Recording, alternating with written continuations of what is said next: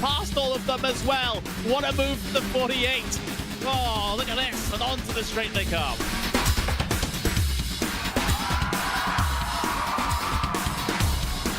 Brilliant move there from the number 40 to make it through. That left-hander sliding up the inside, going up now over Hawthorne Hill, down Pilgrim's Drop, and it's brilliant stuff here at Brands Hatch.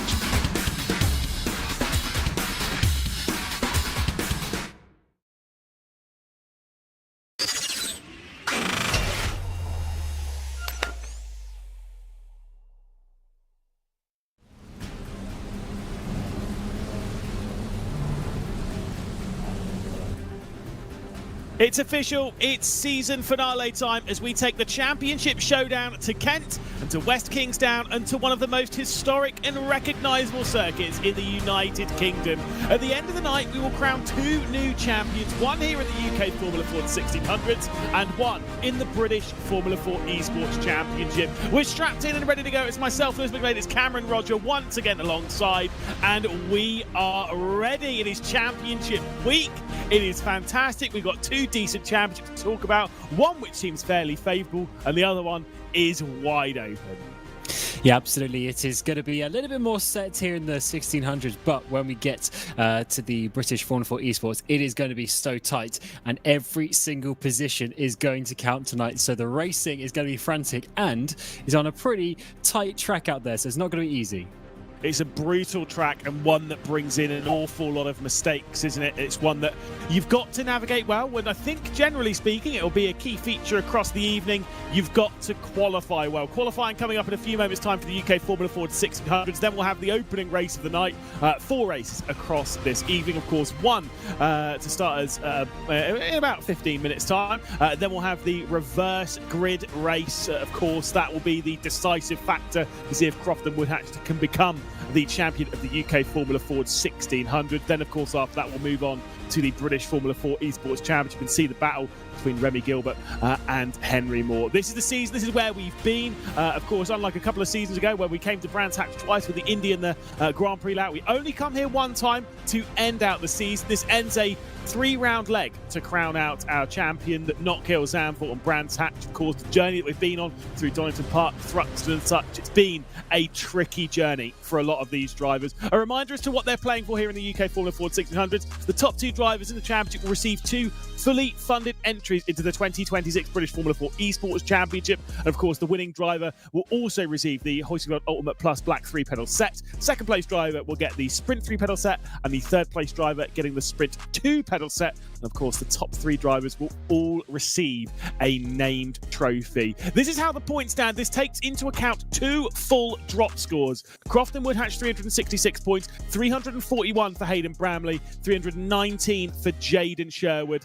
Matt Kendall on 295, Dylan McClements 292, Timu Milakangis only a couple of points behind. Very tight fight there for 4th in the standings, with Sam Sanders only a couple of points behind. Then it's a bit of a big gap to Charlie Summers, Brandon Loudon and Jamie Hopper, the top 10. Cam, I did send you a message a little bit earlier on in the evening to roll through some of the calculations here.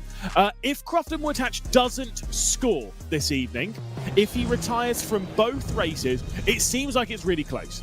But of course, you have to overcome effectively the drop scores, and so he would actually technically score 40. I think it's 42 points, which means that if Hayden Bramley is to be the champion this evening, Crofton Woodhatch must score 0 points from race 1 and race 2. He could score a couple, but we'll get down that road. If Crofton Woodhatch doesn't score, Hayden Bramley needs to get a 1st and a 6th to score 69 points, which is what he's aiming for to overtake Woodhatch in the points and, of course, beat his drop score. It's all very complicated.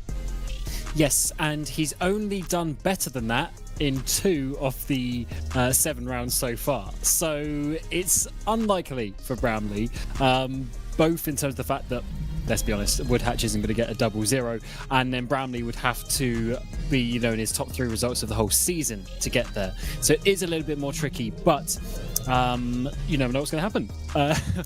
Woodhatch, he won 5 races on the bounce in the mid part of the season. Everyone was praising him, and then in the last 3 races, both at Zandvoort and the sprint race at Knockhill, he hasn't even got on the podium. So that is how things can change around very quickly. Now, if he wins this first race here this evening, obviously we've still got qualifying to deal with. If he wins the first race, that actually makes things a little bit easier for Crofton Woodhatch. His drop scores at the moment are 42 and 43. Now, so if he wins the race, which is 45 points, he would then effectively not drop this round. He needs to score more than 43 points to not drop this round. The fact that his drop scores are 42 and 43 is very helpful here, which is why if he is to score no points this evening, effectively he would score 43 points, because this would then become his drop score. So again, all complicated. One person though to help him out. He's got a race engineer this round, Cam. And his race engineer for Crofton Woodhatch is one Mr. Mark Fletcher, who of course was the 2024 UK Formula Ford 1600 champion. So he knows how to get it done in this championship. Someone who I've bumped into a couple of times, including here at Brands Hatch this year. Obviously a great driver in his own right, and someone who does engineering and stuff in a couple of club championships in the UK. He's a busy man throughout the year. It's why he's not taking part in the British Formula 4 Esports Championship, but good to see him at least engineering and helping out here for Crofton. Oh, absolutely. That is going to be a big help, because I guess quite a few of the drivers will at least be talking to someone, but to have someone who's not in the race watching over you in itself is going to be a big help. But having, you know, the champion of last year, that is just going to be so much help for him. So I'm really looking forward to if he is able to really overcome that and overcome the pressures and come out and deliver. He's already had so many pole positions this season. He knows exactly how to get it done, but is he going to be able to get another one? In fact, he's got all but one. He's got 6 out of the 7 races so far, and getting another pole position today would certainly take a lot of pressure off his shoulders. Yeah, 4 on the bounce for Crofton Woodhatch, and his average starting position this season is 1.5, which is absolutely ridiculous. Hayden Bramley, his main championship rivals, but on the front row 4 times, including a pole position at obviously the only round that Crofton didn't get one, which was back in Snetterton. His average starting position is 4.7, mostly courtesy of the 17th place start from Knockhill, where he had a penalty. There is a look at the steely-eyed determination of Crofton Woodhatch, ready to drag his way around the circuit, aiming to take a 7th pole position. Unfortunately, I don't have the statistics as to how many poles, at least not handy on me. I might have to go and have a little look, see if I can find it in the old stats book, as to how many poles Henry Moore had on his way to the championship. Because we were talking about that in the season finale, because he already wrapped up the title. This is back in 2023, as to whether he was actually going to start. I think he did once again qualifying pole position for this round. Absolutely ridiculous season that was from Henry Moore, of course, is in title contention in our British Formula 4 Esports Championship. Hayden Brownlee's on a lap though, Cam. 3.9 kilometres around the Brands Hatch Grand Prix circuit. Take us through it.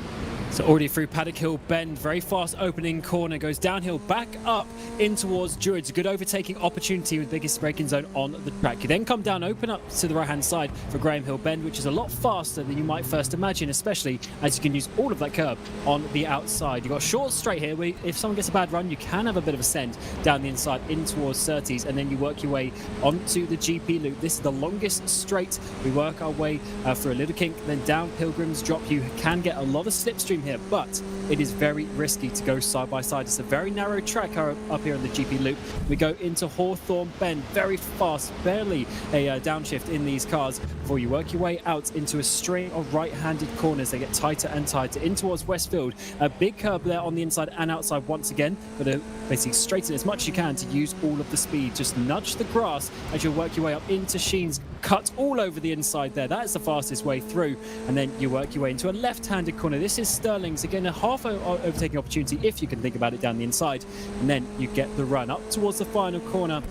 And this is so important, because if you get a bad run here, you can lose a lot of momentum through the final corner, through Clayways, through Clark, and out onto the start-finish straight. It's already a 32.6 for McClements. What is it going to be for Brownlee? Is he going to be able to put himself up there towards the front? It's a 32.4. That's looking good for now. I have found it, by the way, as to Henry Moore's average qualifying position across the season, excluding the final round, because obviously we never input that data because we're lazy. He had 5 pole positions, not 6, so Crofton's out-qualified Henry Moore, technically, on that stat, and his average start would be 1.6. So Crofton Woodhatch is doing better than Henry Moore. So we can throw that one out there, but can he seal the title? At the moment, across the line, 0.03 of a second down on Hayden Bramley. Do remember, they do get 4 laps across this qualifying session. So 1 ticked off for Bramley, 1 ticked off for Woodhatch. Jaden Sherwood as well, solid qualifying for someone who's not particularly comfortable when it comes to the qualifying session, it seems, across the season. Someone who we know is a quality competitor in this championship when it comes to battling up there in the championship race and stuff. His average starting position is 10.3. Wow. Yeah, that is, considering he was leading the championship at 1 point, that's certainly not what the stat that he would have wanted. But he races very well, and at the end of the day, the races is where you score the points. And especially in some of the reverse grids, he's been able to work his way forward very nicely indeed. So, yeah, solid driver is Jaden Sherwood. Already got the 1 win to his name. He's got quite a few additional podiums, 6 in total, which, considering that Woodhatch has got 8, for Sherwood to have 6, that just proves how good he's been.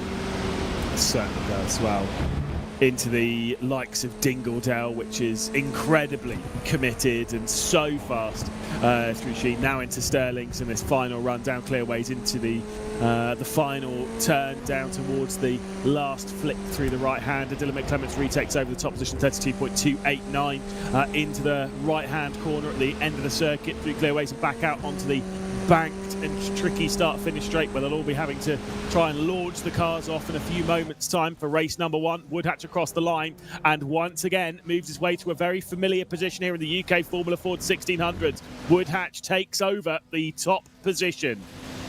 And that is a crucial 1/10 of a second as well. Not many places where you slow down on this track. Is a very high-speed circuit, and therefore the lap times are always a lot closer at the more medium-speed circuits. Is the stop-start kind of tracks where you see the big gaps open up. There's a lot of time in those corners, whereas here everyone is going, 5th gear through all these corners. Not many places where you can lose time. McClements, who's getting better and better as the season goes on. He's had 3 podiums in the last 3 races, including a win at the reverse grid race at Knockhill as well. He's got 4 podiums, in fact, in the last 6 races. He's coming on really strong. 2 wins on the season. Off onto the grass. Going to be losing some momentum, but he's coming to start another lap. I was going to say that might also have been wide enough to have counted as an off track, so across the line, that one's not going to count. It's not fast enough anyway. 32.6 there for Dylan McClements, who sits second in this session. Hayden Bramley drops down a couple of spots courtesy of Sanders and Kendall, and across the line, he's going to retake over the provisional pole position, 0.03 of a second ahead of Crofton Woodhatch. Hayden Bramley back towards the top of the qualifying session. Can Crofton Woodhatch find a way past? I think he's he's about to complete another lap into the final corner. He goes 0.03 of a second to try and close up. Bramley currently holding on to the top step of this qualifying session, currently holding on to pole position. Crofton Woodhatch across the line. A 141's good enough to go to the top once more. What insane back-to-back laps there. Just a couple of hundredths of a second between them, but it's enough to leapfrog Hayden Bramley. So 2 championship rivals at the front. That is what we want to see. And look how close this qualifying session is as well. 0.3 for the top 7 drivers. I mean, it's half a second really for the top 10. It is so close out there, and you've got to be racing so hard to get every last little bit out of the car. Still enough time for Bramley to retake that pole position, and that'll be so crucial because then he has half an opportunity of keeping Woodhatch behind. You don't want to let him get away at the front. I would say, by the way, for Hayden Bramley, even if Crofton Woodhatch either scores poorly or doesn't score at all, basically if he scores less than 43 points this evening, Hayden Bramley, obviously I said 1st and 6th, other results that could work in his favour, 3rd and a 3rd, basically a double podium would be enough, but a 3rd and a 4th would not be. That is how tight it is on the points, and that is how good of a round Hayden Bramley really needs here. Can he find his way back up onto the provisional pole position? Sanders and Kendall once again improve. Hayden Bramley across the line. It's not good enough to go onto pole position, and Crofton Woodhatch seems almost certain to take his 7th pole position in 8 races. Absolutely incredible. Sherwood across the line only to 6th. 5 drivers within a tenth of a second at the front of the field. It is so close here, hotting up for the season finale. Charlie Summers gets inside that as well. 6 drivers within a tenth at the front of the field. This is awesome stuff as the final laps come in with less than 90 seconds to go. Woodhatch is still out there with Morel, basically everyone else in the pit lane. Crofton Woodhatch has just improved 32.068 to basically put a hand on the trophy straight away to the top once more, and comfortably so. An incredible season of qualifying coming in from Crofton Woodhatch as he seems set for the potential race towards the title. But imagine what his heart rate is like in that car at the moment. He's done the work here in qualifying once again though, and just seems to really piece that session together once more. It's absolutely incredible, his starting positions once more. I mean, 1.5 as an average coming into this is incredible. Again, it's slightly better than even Henry Moore back in his championship winning season. It will remain at 1.5, but Cam, 7 podiums in 8 qualifying sessions is kind of a joke. I mean, that's just pure domination, isn't it? There's no other way of saying it. He is the quickest driver in this car, and to be honest, he should be winning this championship today. If he somehow, has a double DNF, that would just be a big shame to open up the door for him potentially to lose the championship, because he has been the best one. Let's see the final grid of the season. Indeed, for the 7th time then, it will be Crofton Woodhatch on pole position. Joining him on the front row for the 5th time is his closest championship rival with Hayden Bramley. Sam Sanders is in the fight for 3rd and 4th in the championship. Will start from 3rd place alongside some of his rivals. Matt Kendall in 4th position, Charlie Summers in 5th, Dylan McClements, who's on incredible form at the moment, 3 consecutive podiums to this point. Jaden Sherwood, 7th position for him. Jonathan Smith in 8th position with Rebecca Morel inside the top 10. Wan Shi Lin will start from 10th position.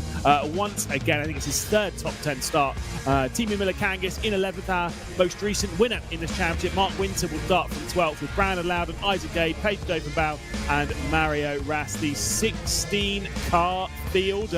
For Rebecca Morel, by the way, give a shout out. It's her first top 10 start of 2025 here in the UK Formula Ford 1600, which is, to be fair, from an average position, it's qualified fairly well, but to end the season on a high, at least in qualifying, pretty impressive.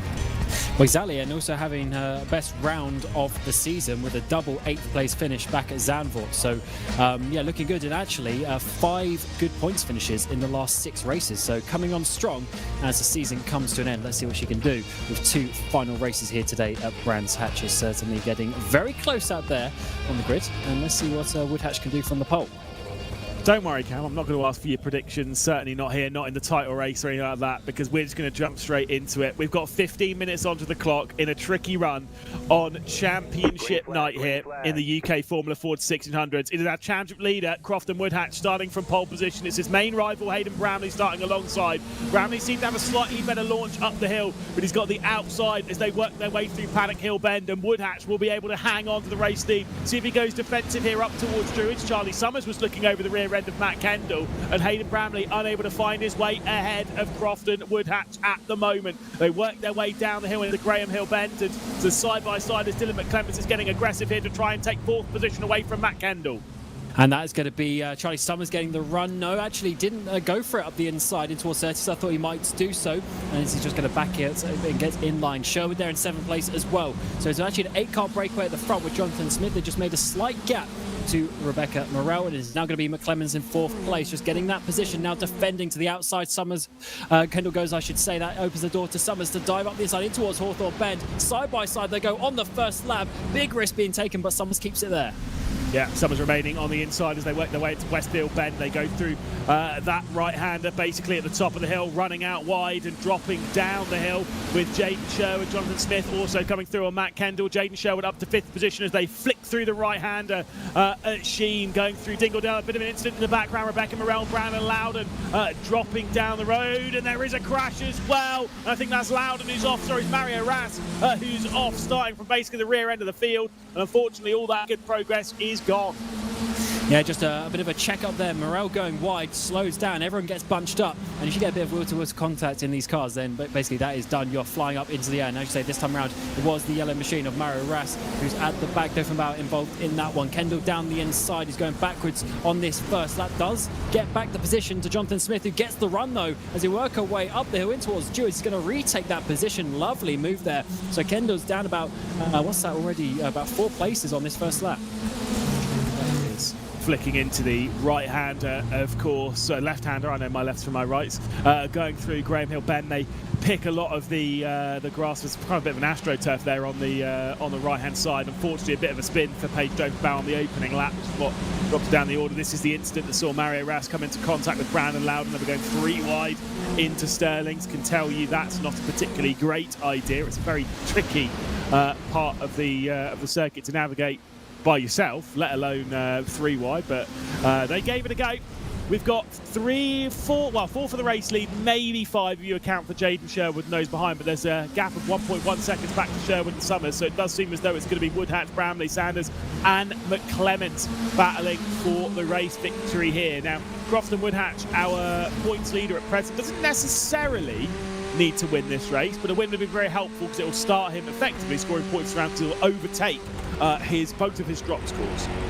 Yeah, exactly. Then his score will increase from where he is already on 366 points. Let's see how many Bramley can get, though, over the course of the night to try and challenge that one. Sanders is looking as Woodhatch feels the need to defend the inside of Paddock Hill Bend. Gets a little bit wiggly there as he works his way through the apex. That's going to allow Bramley to have to run uphill in towards Druids, and this is important for the championship. Side by side they go, squeeze down the inside from Woodhatch, as there's actually going to be McClements coming from Sanders as well. So carbon copy of the move that we saw ahead, and Bramley gets up into first, McClements into third.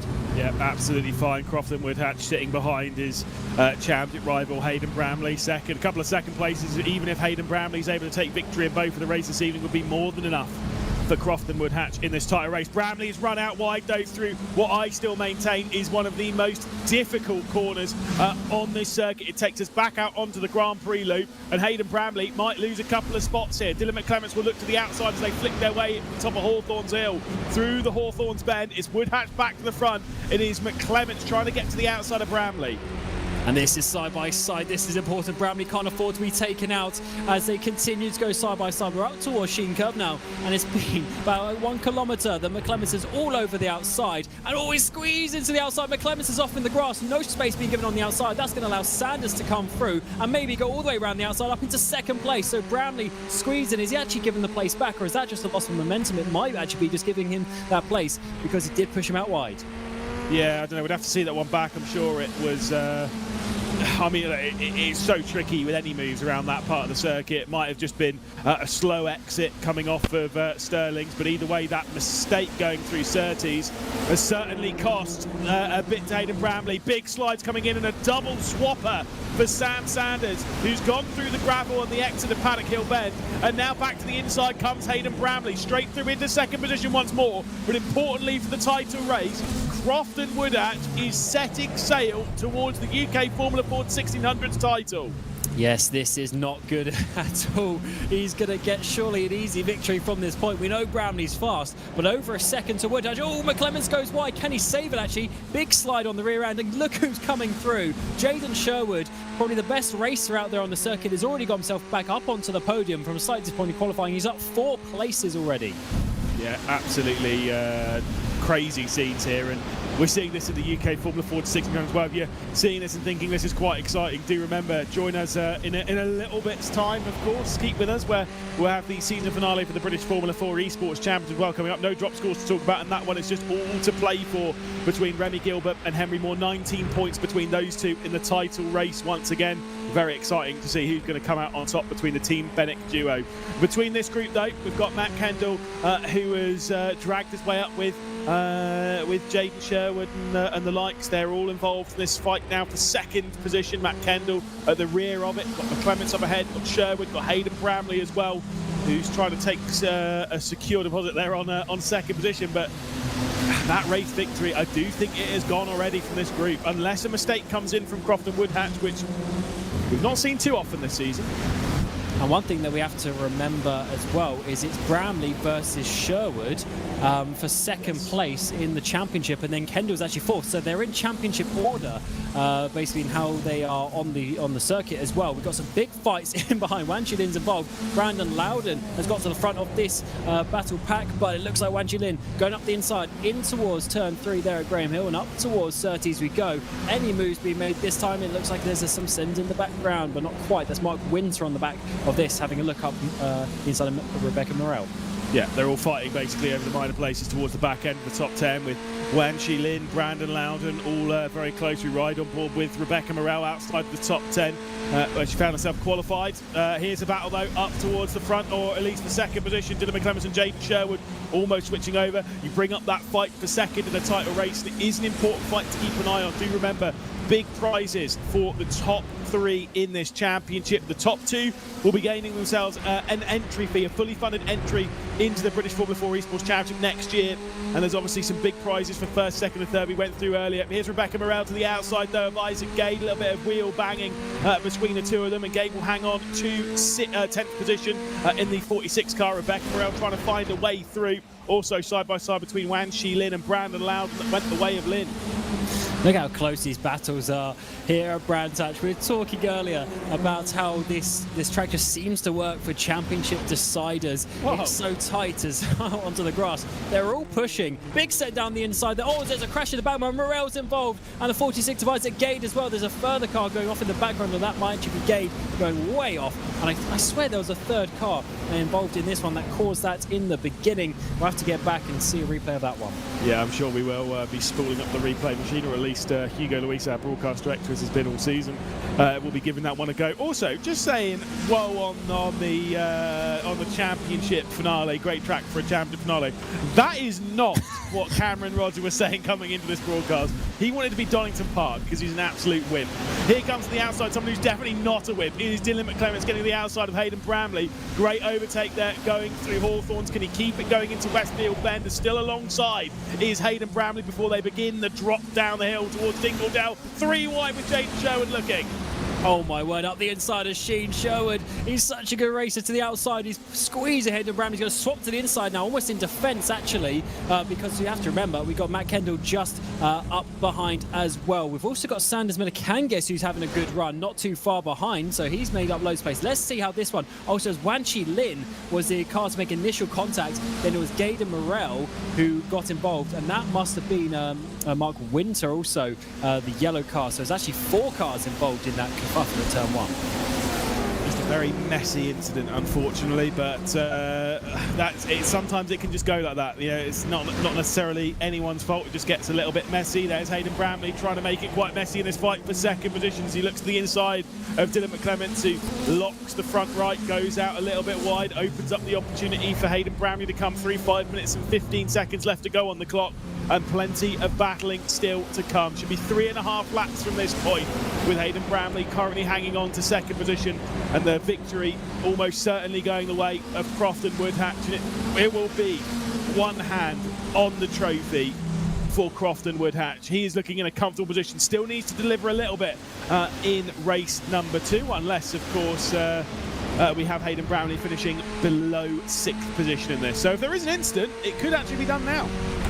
It certainly could, and Bramley is doing everything he can to keep this second place. I think McClemens is probably the second fastest driver out there on the circuit, but Bramley is doing a good job to keep him in behind, and Schroeder's looking strong ever as he is in that 4th position. No big sense down the inside of Sterling's this time around, and remember Kendall's sitting on the back of this one, so this could easily swap around. 4 drivers going for 2 final positions on the podium with 4 minutes remaining in the penultimate race of the season. Bramley has been so fast all year, but now he's under threat for second place in this championship. McClemens to the outside. Look at the run that he's got in that green machine. He might just get his nose ahead. Bramley's going to have to decide how much he wants to defend this up the inside. He has a little bit of wiggle. He's going to push McClemens wide. This is going to open up the door to Sherwood now to go 3 wide down the inside towards Jewett. He backs out of that one smartly, so it's actually going to be McClemens around the outside. Yeah, that was smart from Jaden Sherwood, trying to force the issue there and making it 3 wide. Druids was always going to end in tears. Cangers. Still side-by-side remains between these two, with McClements coming out top by the time they get through Graham Hill Bend, but then we're going to see some more side-by-side going into Surtees as Hayden Bramley forces the issue into the tricky braking zone and arguably the hardest corner on the circuit. It starts to rise up the hill and then pushes away on the exit. It's so difficult to get through. Now we're going to get the 3 wide on the run through Pilgrim's Drop as we go down and then back up to Hawthorns Hill. Bit of squeezing coming in there from McClements. In the middle is Hayden Bramley. On the inside is Dylan McClements. And on the outside trying to make it work is Jaden Sherwood. A beautiful up and under coming in from Hayden Bramley, trying to put on a superb move to try and retake second position. This is unbelievable racing. How has Bramley come out on top on that battle? Sherwood is sitting behind. We're 2 by 2. McClements once again on the outside through Sheens. These two have been here before. They stay on the track this time around. Sherwood's trying to think about it. We've got Milikangas and Sanders joining this battle as we get to, what's this, 5-6 cars now, all fighting for second place on the road as we come up towards a couple of laps remaining in this race. Some of the best racing that we've seen here in the UK Formula Ford 1600s of 2025. It's absolutely fantastic. It's an epic here at Brands Hatch in the fight for second, and we're going to get another entry into this fight with Timmy Milikangas rejoining this battle. It goes 2nd through 7th with McClements, Bramley, Sherwood, Kendall, Sanders and Milikangas all fighting over second position at the moment. It could be dramatic times for Hayden Bramley. Remember, I think it would actually be, he needs a top 5 here. He must have a top 5 if he has a chance for the title, because of course Crofton Woodhatch will now be scoring courtesy of the victory. It'll be 45 points for that, and he'll be outscoring basically his drop scores, both of them. For Bramley, if he doesn't get 5th place, even a victory wouldn't be good enough in race 2 regardless of what happens. So he must finish somewhere in here. Really, it has to be a podium. Absolutely. I think it's the podium time just to give an extra point here or there. In the background, though, Sherwood is now sitting in that 4th position, but he's got big threat because Kendall has also got a big threat from Sanders in behind. We stay single file, though. We've been side by side for 2 or 3 laps. It gets to penultimate lap time, and finally they decide this is where we're going to calm down. We're going to keep it all for this final lap. Woodhatch has gone by 4 seconds. McClements, though, is a bit slow through there. We're 2 by 2 as we're going up the hill in towards Sterling's, but not quite this time around. Bramley's thinking, where can I get this second place? It's the defensive line from McClements. He slowly works its way as we come to start final lap time. Final lap, penultimate race of the season. Woodhatch leads, but for second place is anyone's game. Yeah, take a deep breath, ladies and gentlemen. We've got 3.9 kilometres to decide this fight for second position. At the moment, it's McClements in position for that second place in this race. But Hayden Bramley is not done yet. We've seen some incredible fighting between this group. And Jaden Sherwood is now going to force his way into 3rd position. Can he find his way past the braking zone at Druids? Sam Sanders to the outside as well as Matt Kendall. Side by side for 3rd position. And things are looking bad for Bramley. He's dropping back to 4th position. He's got the inside line at Graham Hill, though. And the more that he battles here, the more McClements and Sherwood are going to get away. This is not fun indeed for him, as up the inside is going to be Sanders on Kendall. That is actually going to help Bramley a little bit in terms of opening up a car length in behind, while Bramley, I think second place might have gone. He's just going to have to focus on getting Sherwood, but he in turn wants to get McClements. We've got half a lap to go. Side by side we still remain. Sanders and Kendall. Is now going to be Sanders on the outside through Hawthorn. That is a big risk on the final lap of the race. Up the inside is going to be for Kendall, but not quite enough. He's going to have to pull back in line as we have a quarter of a lap to go. Is there going to be an overtake, though, coming in from Jaden Sherwood on McClements, which could open the door for Hayden Bramley? We're into that final sector. We saw Crofton Woodhatch working his way through it already. Dylan McClements, 2nd position. Jaden Sherwood in 3rd. Hayden Bramley in 4th. Final corner awaits Crofton Woodhatch. It's not going to be the title secured just yet, but it's basically one hand and a few fingers on the other on the title. It's 7 victories. Once again for Crofton Woodhatch, he is onto the top step of the podium and an important 45 points to go with. McClements will cross the line in 2nd position with Sherwood, and Hayden Bramley just about being able to keep Matt Kendall at bay, and that will be an important few points for Bramley. As a dramatic end to the race there with McClements, Sherwood, Bramley, Kendall, Sanders and Milikangas. What a show they put on this afternoon. But for Crofton Woodhatch camp, it's not quite the title, but it's basically putting it to bed. Yes, it pretty much needs a DNF from Woodhatch and a race victory from Hayden Bramley. But looking at how hard everyone is going to race, the chance of Woodhatch of DNFing are very, very low. But then for Bramley to actually win the race anyway, I think is going to be under threat. So it's looking good for the 22, but it's not quite done yet. I think as well that we might have had the fastest lap come in from our race winner as well. What's the reverse grid going to be? Is it going to be a big number? It's not going to be a 10. It might be a 9.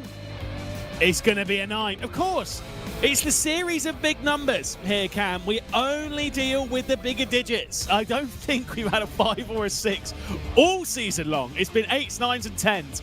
And that is the way we like it here in the commentary booth. The drivers, however, not so much. Let's take a look at the provisional race results. It is Crofton Woodhatch getting the bonus point for fastest lap. So 46 points to his name. Crofton Woodhatch onto the top step of the podium for the 7th time. Dylan McClements in 2nd position with Jaden Sherwood in 3rd. Hayden Bramley in 4th position with Matt Kendall, Sam Sanders, Timo Miller-Kangas, Charlie Summers and Mark Winter just ahead of Wan Shi Lin at the back end of the top 10. Jonathan Smith, Isaac Gabe, Paige Dothenbout, Rebecca Morell and Brandon Loudon will be the race finishers. Mario Rass, unfortunately, a retirement early on in the race with that dramatic moment working their way down through Stirlings. It is time, though, to have a little chat with our top grouping. Crofton Woodhatch will join me here once again in the commentary booth. We've heard a lot from you this season. We've heard a lot of victories, 7 victories now, 7 pole positions as well. Not quite the title on mathematics yet, but that is a perfect way to start the evening. Yeah, it's a perfect way. Thank you. No, good qualifying, good race. Kept it clean at the start, even when Hayden did get in front of me, and was just able to capitalise on a mistake that he made and pull away whilst they were all fighting. Really. What's it like to kind of have this position in the championship where you're coming into it with a relatively comfortable points gap? But it's still, there's still that pressure on because it's not done and it can, go either way at any moment. Yeah, there's a lot of pressure on. It's always nicer being the one that is trying to close the gap instead of the one trying to keep the gap. But no, after last round, I was a little bit frustrated because I was pretty much 1 lap away from winning it around early. So it just meant that I had to go on to this round and do it, just get good results again. But no, it was a good race. Pressure still on for this second race. I still got to finish it. But no, it's a good way to start. Yeah, Cameron Rogers has been putting in some of the information. If you were to finish in 16th position, you would and Hayden Bramley were to win, you would secure the title by a single point. Right. So effectively, you've just got to finish. It's still, basically, you never know with this circuit. You do have someone very experienced in your ears, I'm wisely informed this round. Mark Fletcher, of course, 2024 champion in your ears this round. What's that like? Is it a little bit of a calming voice from Mark? Yeah, I got quite friendly with Mark through last season. I've done a couple of races with him since outside of it. Outside of the championship, and I called upon him purely for the just working the maths out. Really, he said there's not really his strong suit, but he'll give it a go. But no, I thought I'd get him in for this round, just keep me calm, and just to have. I've not had anyone in my ear all this season. Sometimes I think it's helped because I've been able to focus a little bit more. But I thought I'd just get him in for the last round. Well, I thought we'd talk about the positive information. I'm going to give you one last bit before we let you go. Maybe we won't talk to you again this evening. It's been a great season from you. You've done a great drive, and unfortunately, you've got to the reverse grid from 9th place. So good luck in that one. Yeah, thank you. There we go. Crofton Woodhatch doing the work that he needs to do in this title race. Next one to be joined in the comedy booth, we've got Dylan McClements to fire his way through. Another podium for you, Dylan. You are keeping these podiums in. Was it 4 in a row? Absolutely incredible. You've got some serious form in the second half of this season. Yeah, I think I just had a bit of time to get used to the car, and I know Brennan's nearly inside out now. I've raced it quite a bit in the Ford, so excited to what happens in this next race. What's the goal? I mean, look, surely it's just win the race and see what happens. Are you even thinking about anything in the championship, or is it just let's just go for it, and where I finish is where I finish? I'm just gonna go for it because I think I'm a bit too far out unless something major happens. But I'm just gonna aim for the win if possible, and try to just do my best and send it. Yeah, I'm not sure what happens if Jaden Sherwood doesn't finish, and then you were to win. I think you would overtake him on the points and maybe finish in the top 3. That's one thing that we'll have to explore a little bit later on. But obviously, you're quite good at working your way through the field. It's a 9-car reverse grid, so you'll be starting from 8th position. That's probably a pretty confident position for you to start from, knowing that you can get those overtakes done. Yeah, I mean, I started at 6th. I think I was up to 4th in the first lap, so hopefully I can make the cup position in the first lap. That's usually where most people start to build a gap. So we'll see what happens, but I'll be setting it to try to get this first position for last race. Well, Dylan, best of luck, and maybe you'll be joining us on the final podium of the season. Yeah, hopefully. Thanks a lot. There we go, Dylan McClements. One final interview, someone who does know how to get the overtakes done. We've spoken about this a fair few times this season. Once again, a not amazing qualifying. It was slightly better. I think it's better than your average, but not amazing. Still able to work your way through. You are not shy of an overtake. A little bit of a 3-wide look at various points, some looks into Sheen curve and stuff. You are not afraid of an overtake around Brands Hatch. That's what we're seeing here. Is that what it feels like in the car? You seem so confident with it. Yeah, definitely. I am really confident of overtaking. I do know the limit quite well, and I think I did have to back out of it a couple times. But yeah, I think if you don't overtake, you're probably going to get overtaken from the guy behind or girl behind. So you need to keep the momentum moving forward. So that's what I try and stick by, and I think that comes from a lot of real life racing where I do karting in real life. It's very cutthroat, and you have to move forward. Otherwise, like I said, you're going to be going backwards. Looked like a tough little race there between basically there was 6 of you. It was yourself, there was Dylan in there, Hayden, Matt, Sam, and at the end Timu also joined the fight. Tough race, but you are proving that racing is very possible around here. Like you say, if you don't go for the overtake, someone else is going to go for it on you.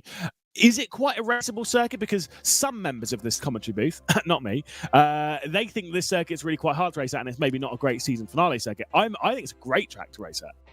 Yeah, I think it's a brilliant track. There's plenty of corners, plenty of braking zones, plenty of fast corners, which are always fun to overtake rounds. Yeah, I don't see any reason why it wouldn't be a good track for racing, especially the finale. Well, best of luck in this season finale. Only 3 more steps on the podium to go. We'll have to wait and see. Maybe you'll be taking your 2nd victory of the season, and once again joining us here in the comedy booth. Thank you. There we go, Jaden Sherwood straight back out onto the circuit, I'm sure, ready to get himself into this final race of the UK Formula Ford 1600 Championship. Cam, you're trying to run some serious numbers here, trying to get everything working. Basically, as I said in the interview, I'm pretty sure it is if Crofton Woodhatch finishes this race, regardless as to where it is, he will score the necessary points to win the championship. Because even if he was 16th and Hayden Bramley was to win and get the bonus point for fastest lap, the problem with that was that they would both finish on exactly the same points. But I think Crofton Woodhatch has 1 or 2 more wins than Hayden Bramley. Or it might be 5, but Yes, so if, as you say, if Crofton finishes last, aka 16th place, he'll still get 5 points. And then Bramley would have to win and get a fastest lap just to tie. But on a count back, it would be 3 wins to 7. In that situation, Crofton would win. So the only situation is if Crofton was to DNF and get 0 points, he would lose those 5 points. And then Bramley would basically, in the same situation, win by 5 points. But the gap between first and second is 5 points. Then if he finished second, it would then be tied and he would lose again. So his situation is Bramley has to win. If he wins, there's no maths that can help him. And then that relies on Crofton having his only retirement of the whole season. Yeah, it's one of those ones where you can only do what you can do. Now, for Hayden Bramley, that is win this race. And he has to have the fastest lap as well. He has to tick off both of those things. Those two things, by the way, are going to be extremely difficult, but he is obviously starting higher than Crofton and Jaden and Dylan, and then a few of those other ones at the back. I think he'll be starting from, I think it should be 6th position. So a win is very possible there for Bramley. But I do also think that if I'm in Hayden Bramley's boots, I'm pretty settled after that. I'm not thinking about the championship. I'm thinking about scoring some decent points here. I'm thinking about second in the championship. I'm thinking about the prizes that go with. I'm thinking about the named trophy. And I'm also thinking about that free entry, the paid-for entry into the 2026 British Formula 4 Esports Championship. Yes, because if, for instance, if Sherwood wins, and Bramley would be in second place, as is the result that I've ended up having to guess, he would only be 13... So not even that, 11 points behind Sherwood. So the gap between Bramley and Sherwood would be 11 points. So if Bramley starts going down, those 11 points are going to swap around very quickly, and Bramley actually could lose second place in the championship. There's us talking about him winning. He might even end up in third place if he has a bad result. So there's 11 points going to be crucial. So Bramley needs to basically finish with inside the top, what's going to be like top 12 or something like that, and basically not finish at the back. So he's got to be careful with that one, because that's going to be a big one. You know, being in British F4 Esports next season is going to be a big thing, as well as obviously the pedals that come in second place. Yeah, absolutely. Like I said, there are some good prizes. What they are focused on is obviously the title, or at least, you know, being in the top 2 to then get that paid-for entry into the British Formula 4 Esports Championship as one of our 2, obviously, academy drivers. Obviously, Shoma Shintani is racing in British Formula 4 Esports this year as the Williams Sim Racing Academy driver. Mark Fletcher is not taking part, of course, our champion from last year. But if you look at the names before that, Henry Moore, of course, he's battling for the title. He was part of the Guild Esports before it turned into Team Bennick, and he's battling for the championship. He was the champion back in 23 and obviously was an academy driver last year. Danamore did do a couple of rounds in the 2024 season of British Formula 4 Esports after finishing second in the UK Formula 4 1600s. We don't have him in British Formula 4 Esports anymore, but I've got to give a bit of a shout out to Danamore and for Henry Moore as well. Of course, for here in the UK Formula 4 1600s, it's obviously great to see some of our drivers go on to do big things. For Henry Moore and Danamore, I think it's a couple of, it might be a week or so, they will both be fighting for the FIA Formula 4 Esports Global Championship. That is, you know, pretty high honours. Henry Moore is the championship leader in that. Danamore, I think, is in 3rd position in the title race. They're both fighting for that, for Team Bennick and Coanda respectively. They were both battling for victory at Laguna Seca earlier at the weekend. It's an incredible display between the pair of them. I think it's December 6th is the season finale of that, because I think I might be trying to work my way across London to go and visit a certain Cameron Roger and we'll watch it together. Yeah. But it's great to see some of those drivers from the UK Formula 4 600s move on to really big things. And in a short space of time. Yeah. I mean, it was 2 years ago, wasn't it? 2023, that we had the awesome championship fight with Moore and Amor. That was always a good one that season. Obviously, Henry Moore dominated that, but Danamore put up a good fight in that championship, and yeah, 24 months later, we're seeing them fight for an even bigger champ, not just the British Formula Esports, but the global as well. So that is absolutely amazing to see. So I guess it just shows you why we brought this in. 2023, that was the first season having the 1600s there. 2022 was the first season of the British F4 Esports. A year later, we brought in the support category, and it opened up an avenue to get some extra drivers in, some, I was about to say younger drivers, obviously they're younger, but not everyone else here is younger, they're just maybe slightly less experienced, but it gives them the opportunity to then obviously work their way up. And the fact that they are, just getting to the top level means it is a good championship, and I can't wait to see this one return in 2026. Yeah, again, it's one that you do get some really quality drivers on this. So as much as I've given them a shout out, I am going to give a little bit of a negative shout out or whatever to, however you want to put it, a diss to Henry Moore. He's a wimp. He doesn't want to play golf because it's winter. What a wimp. Winter golf is the best. Get a grip, sir. Well, when you're, I think it's a single-digit handicap, so fair play. But just, yeah, well, I mean, that's not hard these days.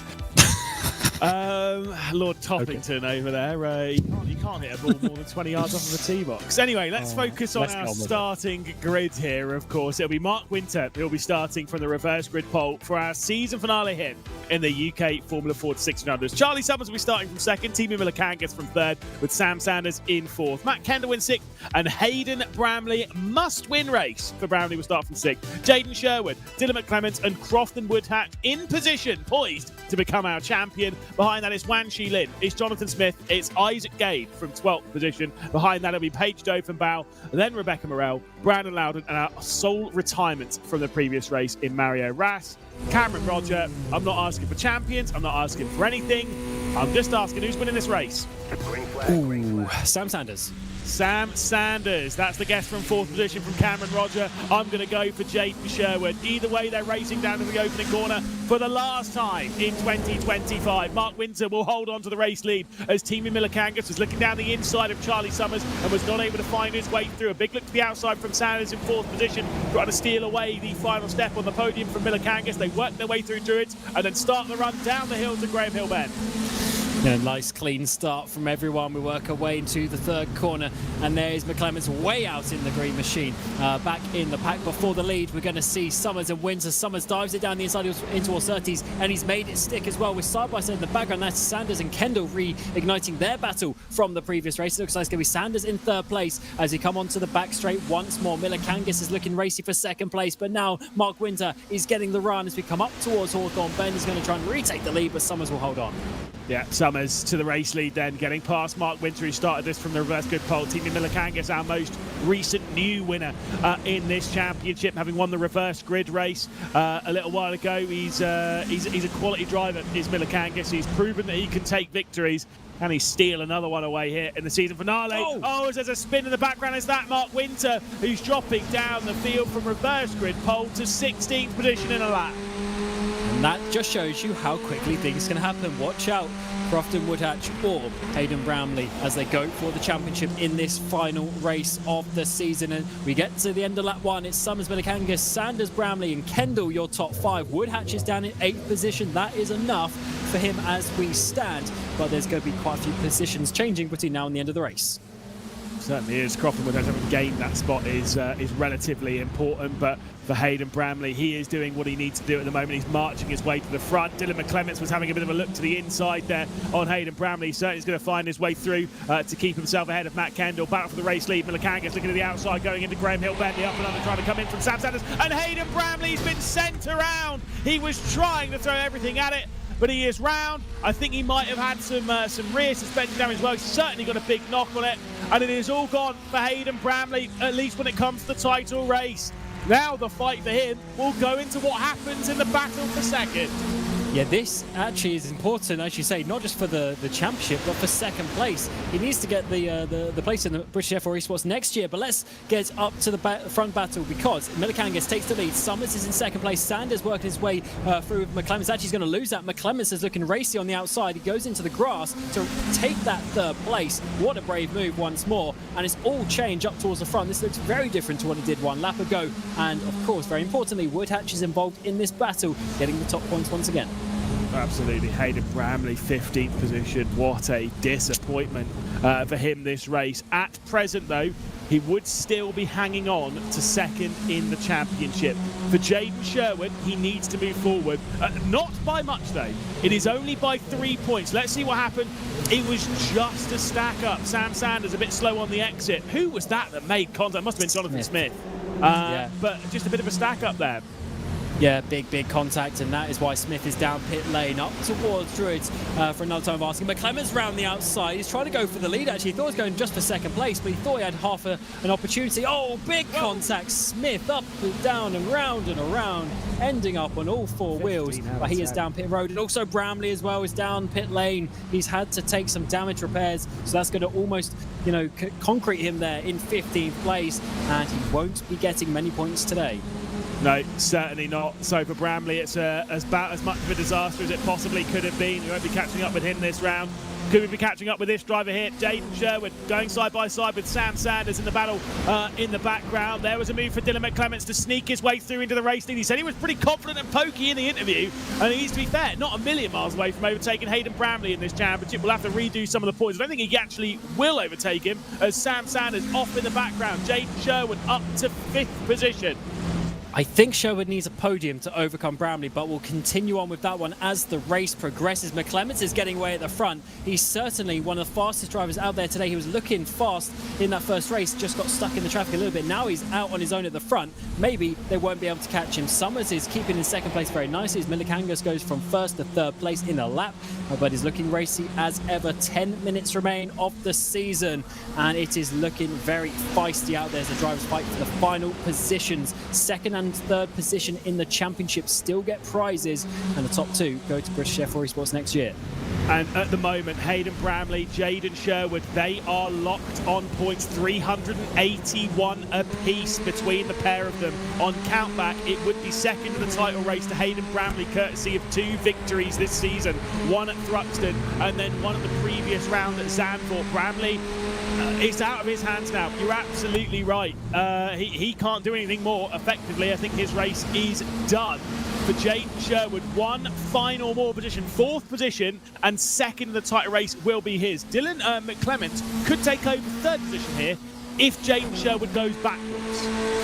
I guess for Bramley, he needs to try and come out and get fastest lap and then take 1 point, because then that would be effectively a position, because it's point per position effectively in some of these places. So that might be enough. But to be honest, with Sherwood is in the positions, it's actually 2 or 3 points a position. So I don't think it's actually going to make too much of a difference. So depending on where Sherwood finishes, if it's in this point. So let's see how this one goes. But Sherwood does need, as you say, it looks like it's going to be 4th place, not a podium. 4th place is the number, and he's looking at 3 cars ahead of him. That could potentially be those positions as we get to the final corner once more. And McClements is under threat. He's not going to pull away at the front.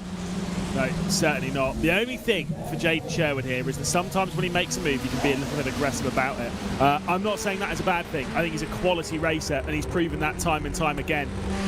But that he puts it on the line. He makes the high-risk moves. He gives it a go. 4th place is what he needs now. He looks to the inside of Matt Kendall, and he's going to try and send one in here. At the rear end of this train, by the way, is Crofton Woodhatch. He's in the 2nd of the race victory. He could steal one away here. You never know. But the thing is, Woodhatch basically, it's done. It's already done. It literally does not matter. This is now a race for fun for Crofton Woodhatch, who is our champion-elect.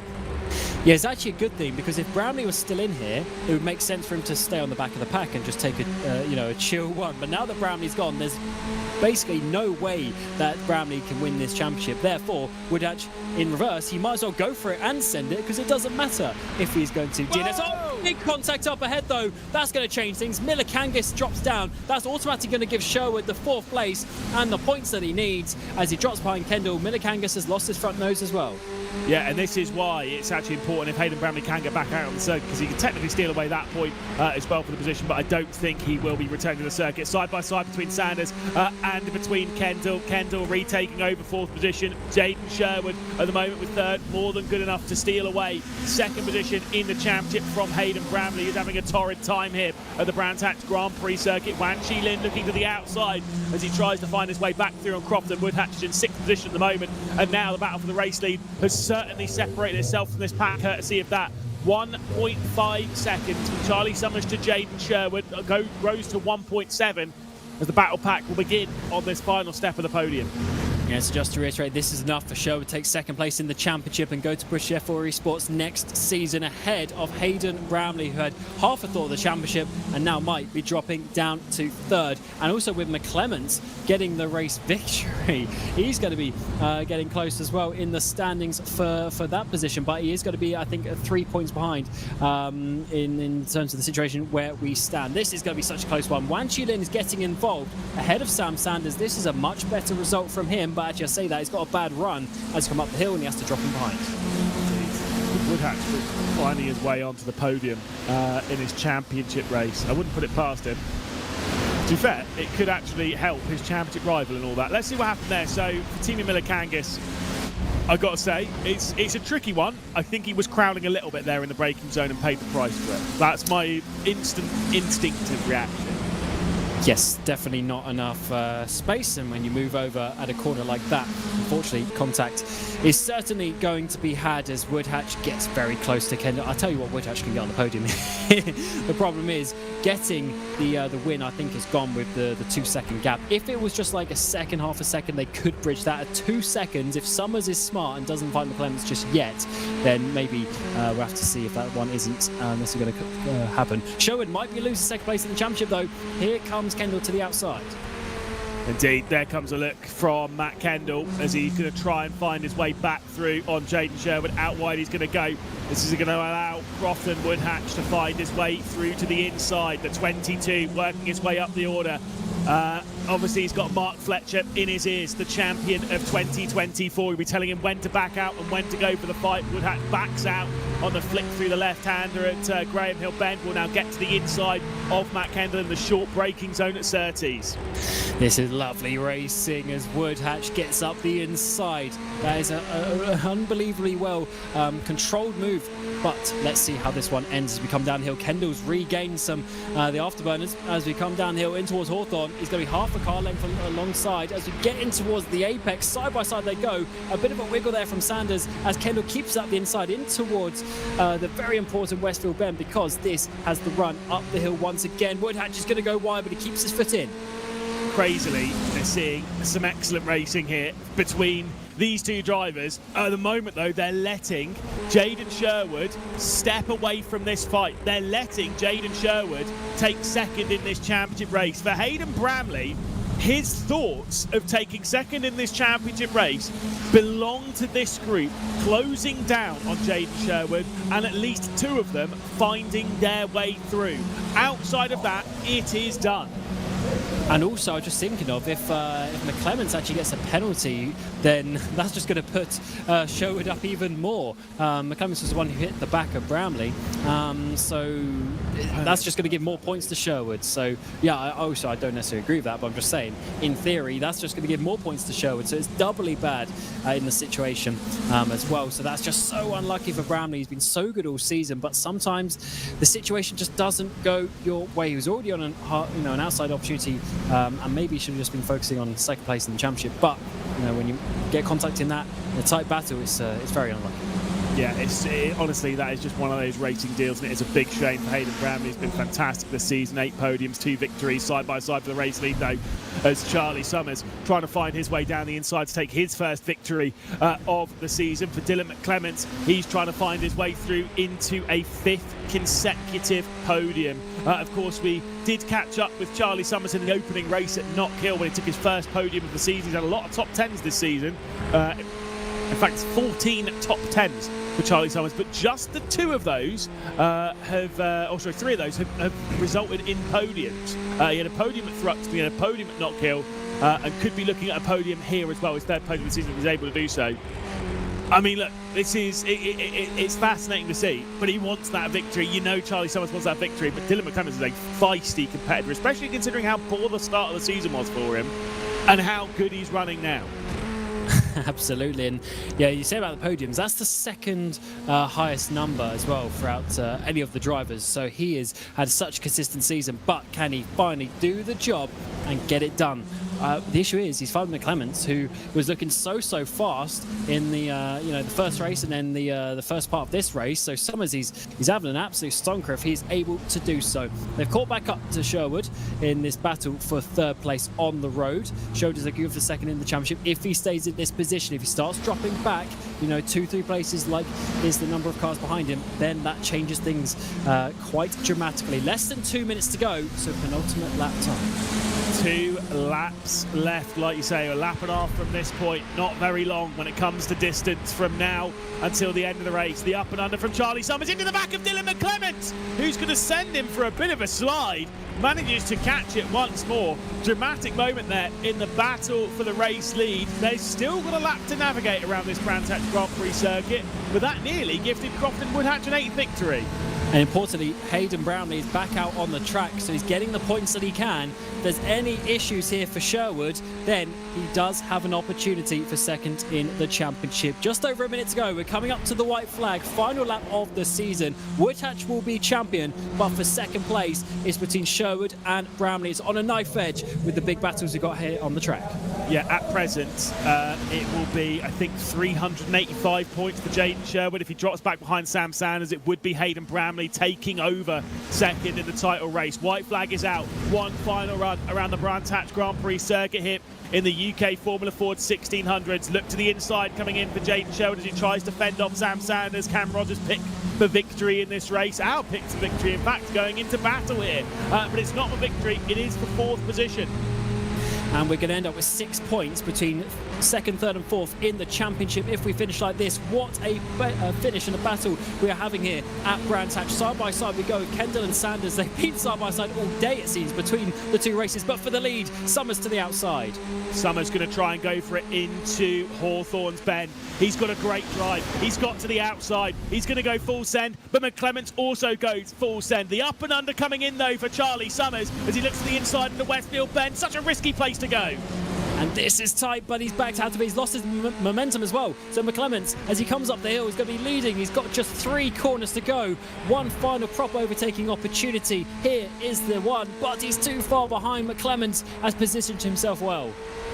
Brilliant driving coming in once again between the top two for Charlie Summers, a search for the first victory that he can get this season. Dylan McClements crowding him out as they work into the final corner. The up and under is going to see a drag race towards the line. Is it going to be an advantage to Charlie Summers? Oh, a bit too much for a squeeze there for Dylan McClements, and they come across the line with McClements in position to take his 4th victory of the season.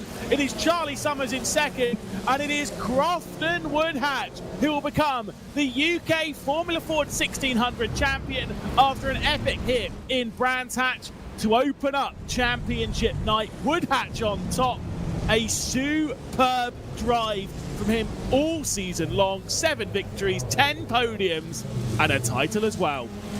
That was quite something of a season that we had. I mean, Woodhatch had it covered all day long. He was looking strong. Such a shame for Bramley. He did in the end get up into 14th position, but Sherwood is just so strong there in the race once again. It is going to be close, but it's just going to be 3 points that Sherwood is going to take second place in the championship, and we will see him in British F4 Esports next season.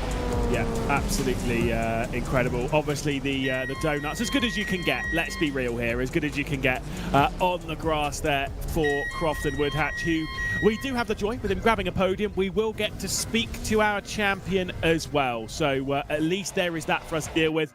Before we get to that bit, though, let's talk us through the provisional race results. It's Dylan McClements with a bit of a squeeze there on Charlie Summers up towards the line. Sure, there might be a bit of beef between a pair of those. First and second. Crofton Woodhatch, though, our champion, will finish in 3rd position. Jaden Sherwood in 4th, looking to secure 2nd in the championship race. Sam Sanders, Matt Kendall, Wan Shi Lin, Rebecca Morell, Mark Winter and Isaac Gay. Crofton Woodhatch also grabbing the fastest lap of the race. So a 1st, 3rd and 2 fastest laps. An epic round for him.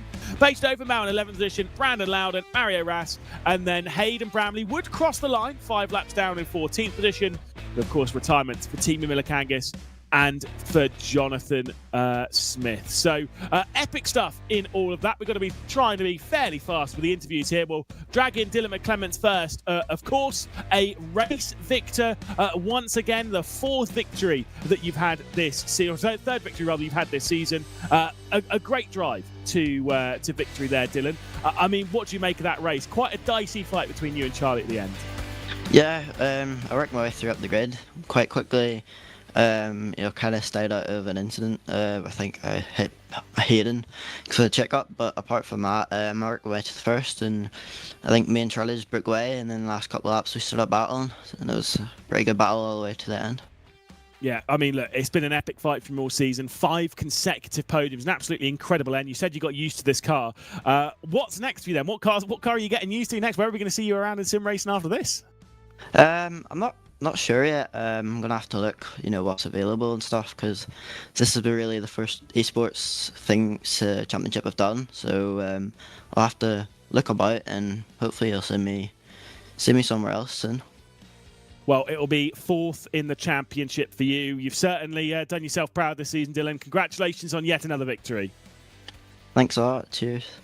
There we go. Dylan McClements onto the top step of the podium once more. We'll drag in Charlie Summers, who we've spoke to a couple of times this season, of course, most recently back in the opening race at Knockhill. Almost stole away victory then from McClements. A bit of a crowd out through the final corner. What do you make of that race? You put on an epic fight with McClements there.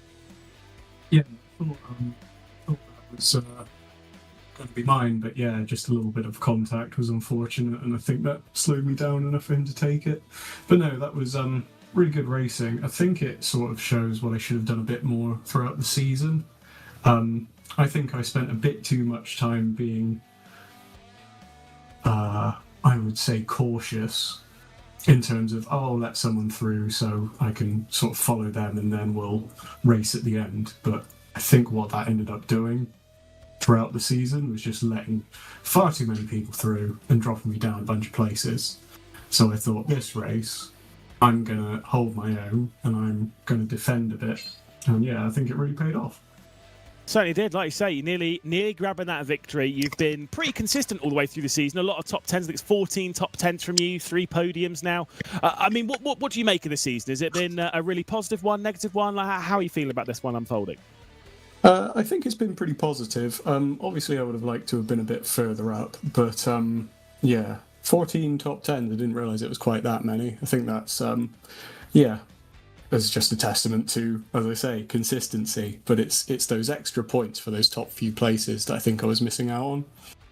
So yeah, nice to get another podium, and hopefully I'll be back next year and do a bit better. Well, we'll keep our fingers crossed. Charlie, great season, great drive, and a great podium from you. Cheers, guys.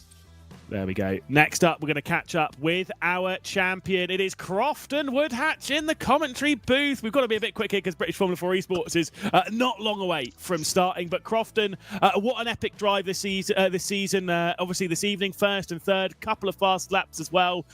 And you are the champion. You've done it. You set your sights net at the start of the season. You got to be feeling over the moon. Yeah, I'm happy with that. Been quite quick all year, well, all season. So to get it done is just like it just feels good because I felt like it should have been mine coming into it. I put a lot of pressure on myself to win this season, and I've done it. So yeah, thank you. Obviously, you'll be setting your sights on British Formula 4 Esports next season. You'll be one of our 2 drivers to move up, yourself alongside Jaden. I mean, that's going to be a very different prospect, though. What are you expecting from that? Obviously, we've got basically a year to wait until that point, but still. Yeah, it'll be hard. A lot harder. I've raced some of the guys in there. Obviously, Shoma, Matt, I've raced a little bit as well. But no, I've not done much F4. So it's going to be a bit of a learning curve, but I'm sure after some practice I won't be too far off the pace, and hopefully can do decent in that next year. Well, if it makes you feel better, I don't think Henry Moore had done a lap of the F4 car until he won the UK Formula 4 Championship either. So you never know. You're in good company on that one. Crofton, congratulations. You are our champion. Thank you. Now, obviously, we were speaking of a couple of drivers that were moving up into British Formula 4 Esports Championship. We'll be quick here with Jaden Sherwood, who joins us in the commentary booth. Jaden, a great season from you. You do manage to clinch second away in the title race against Hayden Bramley. A positive drive from you this evening. Yeah, I'm really happy with it, to be honest. I knew it was quite a big gap going into it to catch up to Bramley. It was like 26 points or something like that. So to catch up, yeah, like I said, I'm really happy with. It was really close on points at the end. As I heard mid-race, it was pretty much equal in points at one stage. So it was probably one of the most difficult races of the season. But yeah, it was a really fun one actually. Really fun round. And yeah, I'm happy to come away with seconds. So yeah, I'm also happy. I'm thankful for my spotter Hayden Taylor. He really helped a lot in that situation. So yeah. Well, Jaden, it's been a really positive season from you. You won't take up much more of your time. You've been epic this season, a great drive up to second in the championship race. And like you say, we'll be looking to see you in British F4 next season. Thank you very much. There we go, Jaden Sherwood, one of our most prolific overtakers in this championship. Unfortunately, though, it's not been quite the positive round for Hayden Bramley, but you've done yourself proud this season, Hayden. It has been a good season from you. You've kind of dropped off in the middle, and you came back really strong. Unfortunately, just didn't quite click for this round. You threw everything at it, but that's racing sometimes. Very unlucky in the middle there. How do you feel about this round? How do you feel about this evening? And what's next for you? Well, yeah, I came in quite confident. Like 20 points is a massive gap to claw back in one round, so I wasn't focused on P1 at all. I could not win that on pace even if I was half a second faster, because it would require Crofton crashing out, and he doesn't really do that very often. So like, P2 was the main focus, and even though I finished behind in race 1, it was still like a 15-point gap. So I wasn't planning on doing anything big, just not giving him 15 points of leeway. But yeah, it's really unlucky, and I can't say it's anyone's fault because it was Dylan who hit me, but the guys in front caught me off guard, and if they caught me off guard, they're going to catch him off guard. So I can't put any fault on anyone really. Look, it's one of those seasons. It's just tough sometimes how it goes. Hayden, thank you for joining us here in the comedy booth as well. Third in the championship. You have put on a great championship display, and we'll be looking forward to seeing you at some point in the future. Yeah, thank you. There we go. Our top 3 in the race, our top 3 in the championship done. We are ready, though, as the championship day will continue. British Formula 4 Esports will be up next. 19 points between the top 2 in the championship race. We are excited. We are strapped in and ready to go, and we'll see you in just a moment.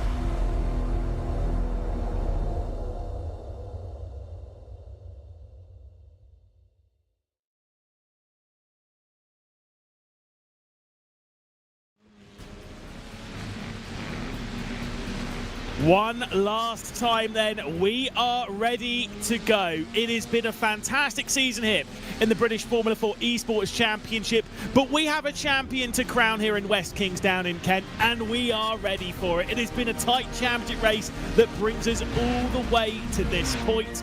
Just 19 points between first and second. Remy Gilbert, your title leader. Henry Moore in second position. It'll be one of the 2 Team Fenwick duo that will be taking top honours, but which one will it be? Let's talk through the prizes very quickly then, because qualifying is just around the corner. There's a £5,000 prize pool for the winning team, or for the team's championship, for the top 3 in that. The winning team already crowned in the case of Team Fenwick.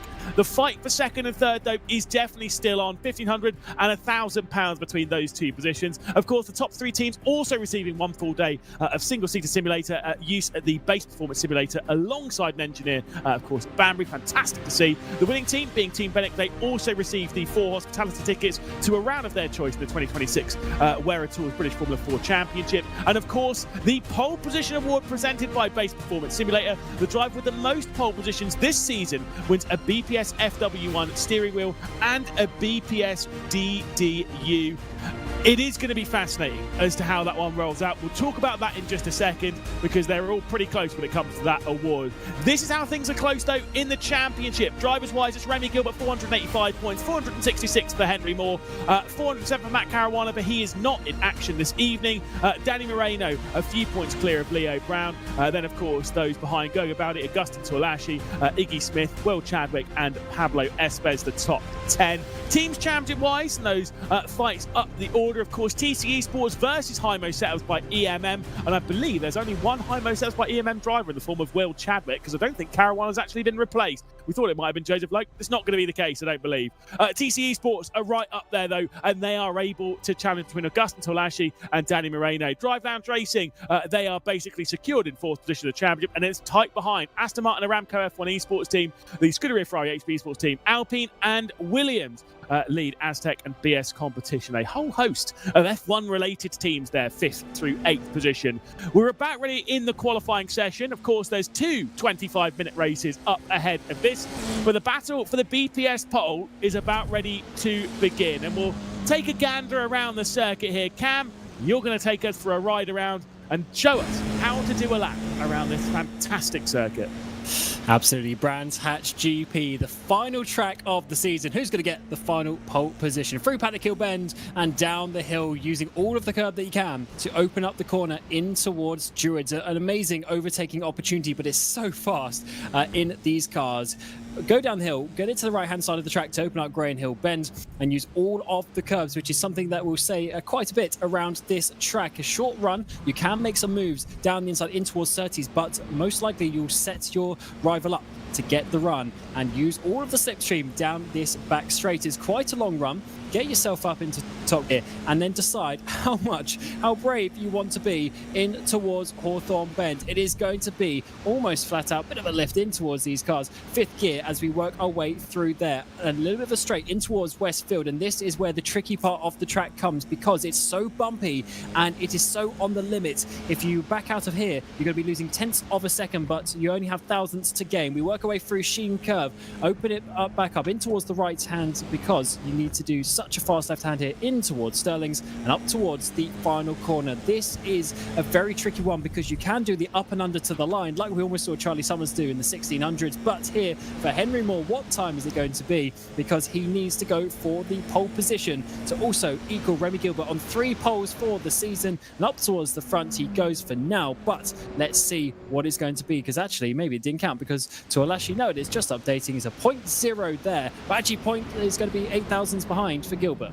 Yeah, so they are battling for the BPS pole awards. Now, between the two of them, Remy Gilbert coming into this round has 3 pole positions. Henry Moore has 2. Now, if they are joint, if Henry Moore does grab this pole position, Henry Moore will actually win the award because he had the pole position first. So Henry Moore technically has a little bit more at play here. He can grab the pole position and steal it away from Remy Gilbert. But the two of them, of course, they're fighting for track position around here. They're fighting for the title in what is a pretty dark and dingy West Kingsdown in Kent. It is pretty overcast around here. Not sure. I don't think there's any rain or anything around. I did do a little bit of an F4 round around here. Obviously, just running official races as Remy Gilbert's really come off the speed. I think he's just cooling the tyres down. Yeah, I thought I'd chuck myself into it and just have a bit of a fun little drive around. Looked like an official race. Let's give it a go. Who was in the session with me?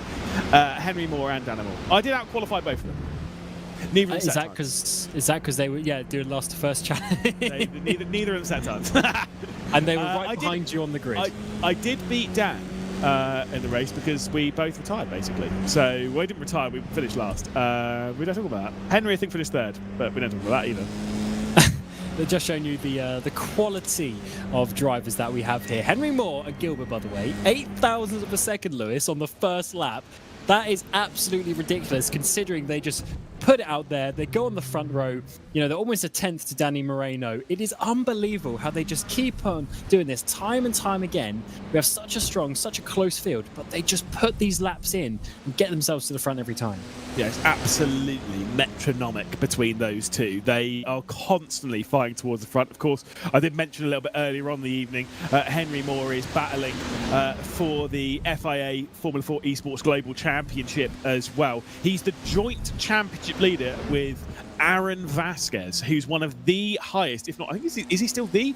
Either way, he's one of the highest I-rated drivers on this platform. It's incredible that he's fighting that time, but they are locked on points, and Danny Moore is only 7 behind. That's going to be a thrilling showdown there in the final 2 races, but we've got a thrilling one here. 19 points between first and second. And remember, just a race ago, they were locked on points together. Indeed, it was a bit of a disappointing race for Henry Moore, P10 to P3 for Remy Gilbert. And, it's just one of those things. It ebbs and flows very quickly. And with the point system that we have, if you're outside the top 5 or so, you drop on points very dramatically. So it is very important to be getting the points around here, as the second lap times are going to be coming in. Can Gilbert do anything to get back ahead of his teammate?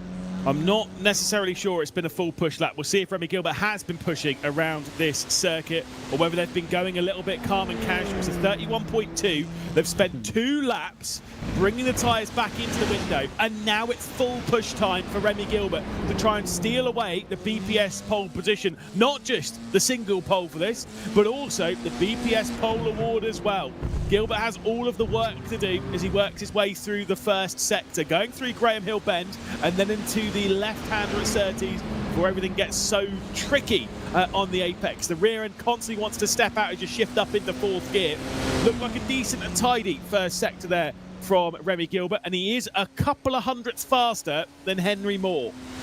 Oh my word, hundredths here, thousandths there, so tight in this championship battle. But it's not really tight in terms of the points, because 19 points, I mean, that is a lot. Gilbert should be thinking positively coming into this, because he knows he can have a couple of places ahead of him if it comes down to that.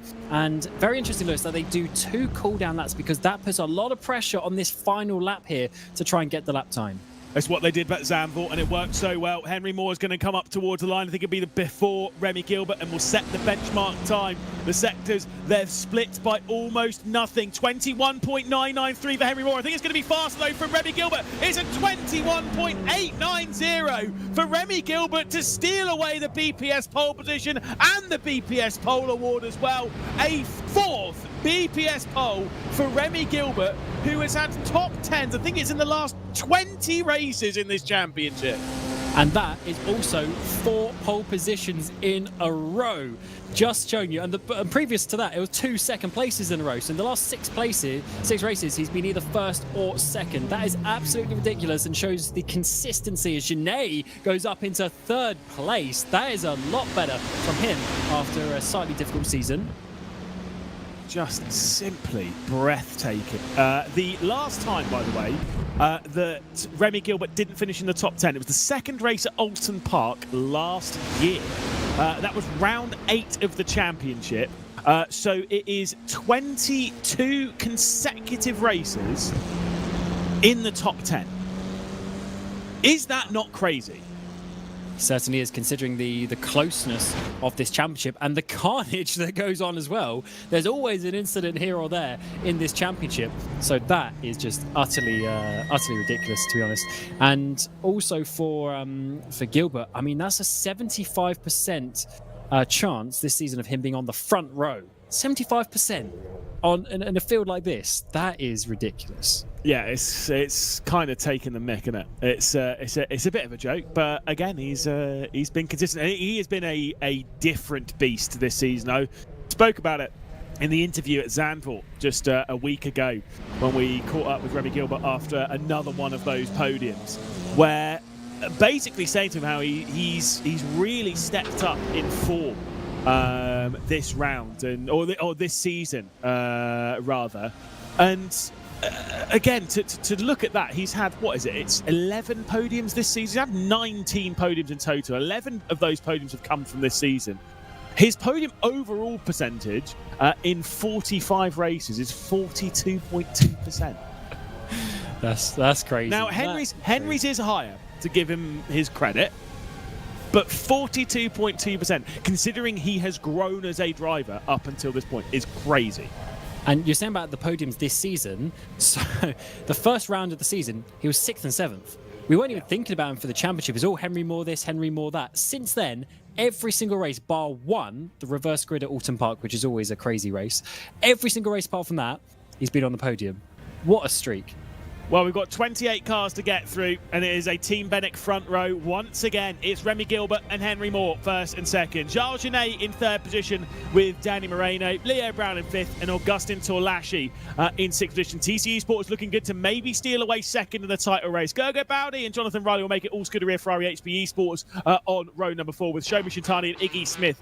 Will Murdoch and Noah Asbalderston in 12th position. Pedro Silva, welcome to the championship again, and of course Will Chadwick, the lone driver, we believe, for Hymo, sets by EMM. Corey Lane in 15th position. Connor Jupp in 16th for Alpine. Then it's Drive Lounges, Harding and Herman starting with BS Competition in 18th position. Still 10 more cars to go through as we'll fly our way through. Ham Jacob Molat, then of course Alexander Strabel, Archie Heron, Izzy Matthews, Anna Maria Di Pasquale, and of course Oliver Stone. 4.8 seconds off the pole, that's not great. I think even I could have beaten that one. Pablo Espez in 25th position. No lap time set for the Rock Red Bull Racing Esports drivers as Diana Perez, Aztecs, Ryan McAuliffe, or G2's Nathan Tague.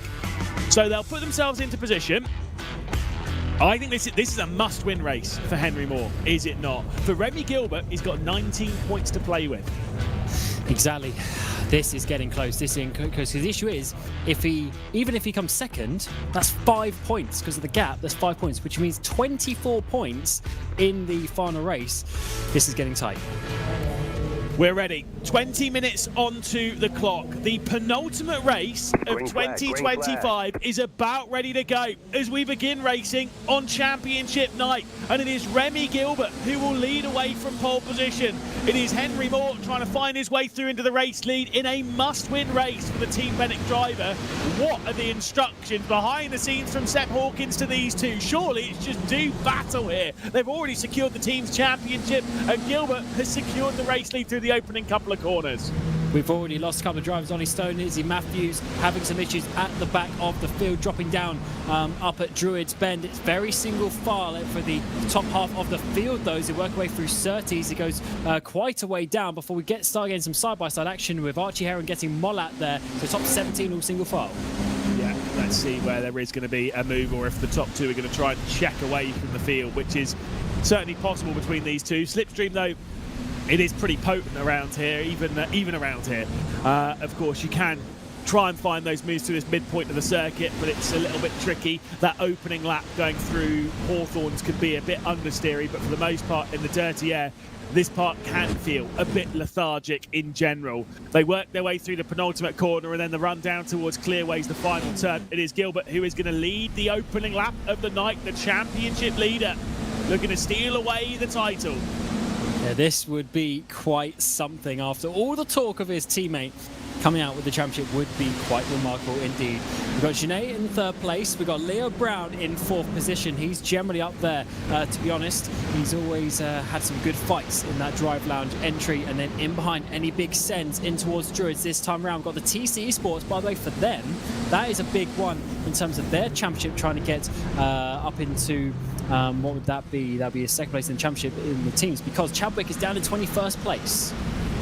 Yeah, obviously has dropped backwards from, was it 14th that he started, so things not going the way of the Hymo sets by EMM team, and this is a difficult circuit, and it does bite for TC Esports. Points will be looking good for them to steal away second in the championship, and obviously they'd have an advantage when it comes to starting position in the second race of the night. That's what I'm talking about that understeer and how the cars can feel lethargic. That was behind his teammate, of course, Danny Moreno, who runs in 5th position. Just picked up a load of understeer, and now Jonathan Riley is knocking at the door. This is such tense racing around here, and that's opened up a big gap ahead, so not getting much slipstream. A lot better for the Ferrari boys, actually, to be honest. But up inside the top 8, a lot more what we used to see in them last season. But especially Riley has been struggling quite a bit as we come out to start another lap. It looks like Tanashi is going to be able to hold on with side-by-side a little bit up ahead. It looks like it's Janae trying to get involved, but actually not quite going for Henry Moore just yet, as Gilbert sets the fastest lap as well, but Janae takes it back. Yeah, this is, like I say, a bit awkward here for Henry Moore. He wants to attack his teammate, but I'm pretty sure he'll be under strict instructions not to until there is a gap forming between them and the rest of the field. Gogo Bowding goes for a little bit of a look down the inside of Augustin Torlashi, picks up a little bit of the grass on the right-hand side, and then flicks it through what I think is a horrendous line going through Graham Hill Bend. It is perfectly acceptable because it's within the track limits of iRacing. The fact that that is allowed, though, is beyond the joke. Certainly is. The track limits are definitely a bit wonky around here as we're getting a big set up. Exactly, we're getting a big set up the inside. That's Gogo Baldi getting Tolashi. That's for 6th position. Actually, Riley's going to be thinking about it. Could be a double Ferrari move up the inside in towards Westfield Bend, just off camera, but no, he doesn't get through, and that's going to now open up the door for Shintani, but no, he doesn't do so. In the background, getting a big battle. This is Smith getting past Murdoch, and as Boulderstone thinking about going down the inside of Sheens, as Murdoch there is up now up the inside of Sterling's. Big send on the brakes, keeps that one just about, but what a move. And also, by the way, at this moment, TC Esports will be easily taking 2nd place in the championship. Yeah, and I think that might be the case for the rest of the evening, that we might see TC Esports steal that way. What a superb story that has been for Thibaut Courtois' esports team. They've been absolutely fantastic this season. Came out of nowhere, and they really surprised in that opening round at Donington Park, which you think should be the season finale. You are wrong, but just going to throw that out a couple more times. A few drivers making some mistakes here through the opening corner. I think that might have been Connor Jupp. We've got Kieran Harding as well. It was also, I think it might have been, did I say Corey Lean? I'm not actually, it would have been Corey Lean going out wide at the opening corner at Paddock Hill Bend. Just pushing.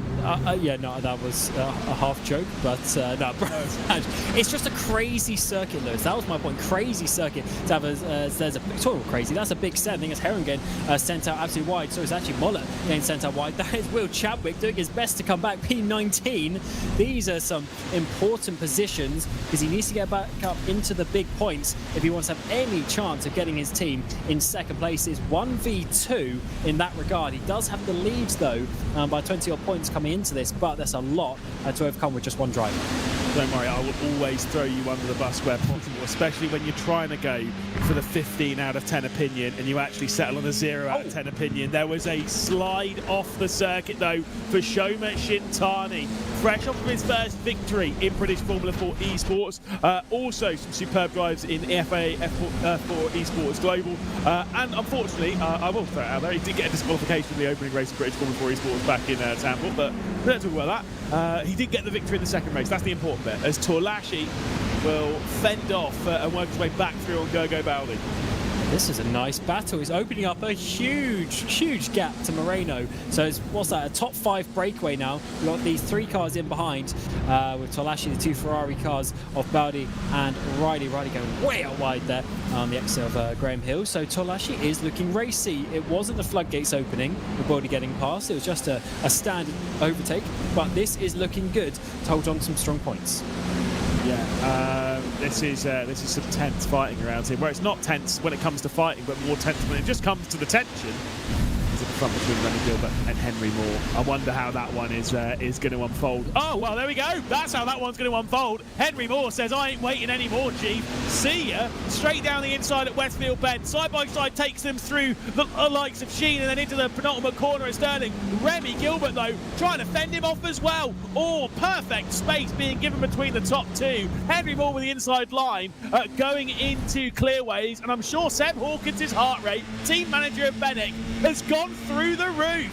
Oh, further contact is made. Look at Sinead pushing his way through. So somehow it's now Henry Moore is the one being pushed out. So this is not good for him. It's actually the other way around. Sorry, the 77 Moore leads. It's actually going to be Gilbert. He's pushed out wide. 3 cars are going to go through potentially. This is big points lost now. So Moore, after getting through way back when at Westfield Bend, now has 3 cars between him and his championship rival.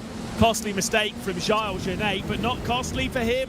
Costly for championship leader Remy Gilbert. And that championship lead will be dropping like a stone. 19 points coming into this round, and it will be dropping through the roof. The thing is, though, as we had back in Zandvoort, when Henry Moore stole away that victory in that amazing drag race to the line, one advantage comes for Remy Gilbert, where he'll be starting from a better position in race number 2. Now, of course, I'm not saying that you should play games and drop back behind your teammate and try and do this for better, blah, blah, blah, this, that, and the other, because that stuff doesn't work. What I am saying, though, is that there is a big gap between them, which could actually end up serving as an advantage to Gilbert. As far as my maths go, we're tied on points as well with Gilbert and Henry Moore, especially with the fastest lap for Moore. So this is how close it is. Just 3 cars in between them is going to swap around a 19-point gap. So 19 points does sound a lot, but the point system that we have it can change very, very quickly. That is how, as you were just mentioning, the reverse grid race back at Knock Hill, Henry Moore lost so many, or example I should say, Henry Moore lost so many points just because he got stuck in the train. Gilbert this time around might be in a similar situation, and if we're tied coming to the final race, what a day we could be seeing here. Yeah. Oh, there comes a look though down the inside. Remy Gilbert will find his way into fourth and back into the championship lead. You're absolutely right. To give you the points, at least for the top 5, I'm not going to list through all of them. Top 20 score points. It's 45 points for a victory, 39 for second, 34 for third, 30 for fourth, and 27 for 5th place. And there is also the bonus point for the fastest lap. So at the moment, Remy Gilbert would be scoring 30 points with his 4th position, but Henry Moore would be scoring 46 because he has the race lead, and he's highlighted in blue on your leaderboard there because he also has the fastest lap as well. So as much as Remy Gilbert's stolen away the BPS Pole Award this season, I'm pretty sure Henry Moore wants to steal away something a little bit more potent.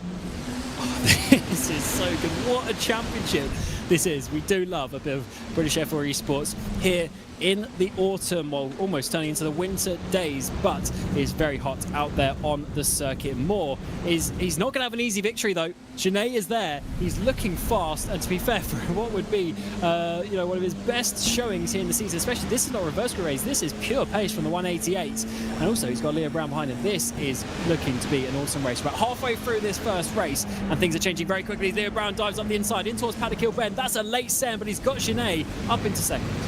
Now this is where things get very interesting. Charles Janae going to look back to the inside. Bit of a look coming in from Remy Gilbert. Now Leo Brown, Drive Lounge Racing Association.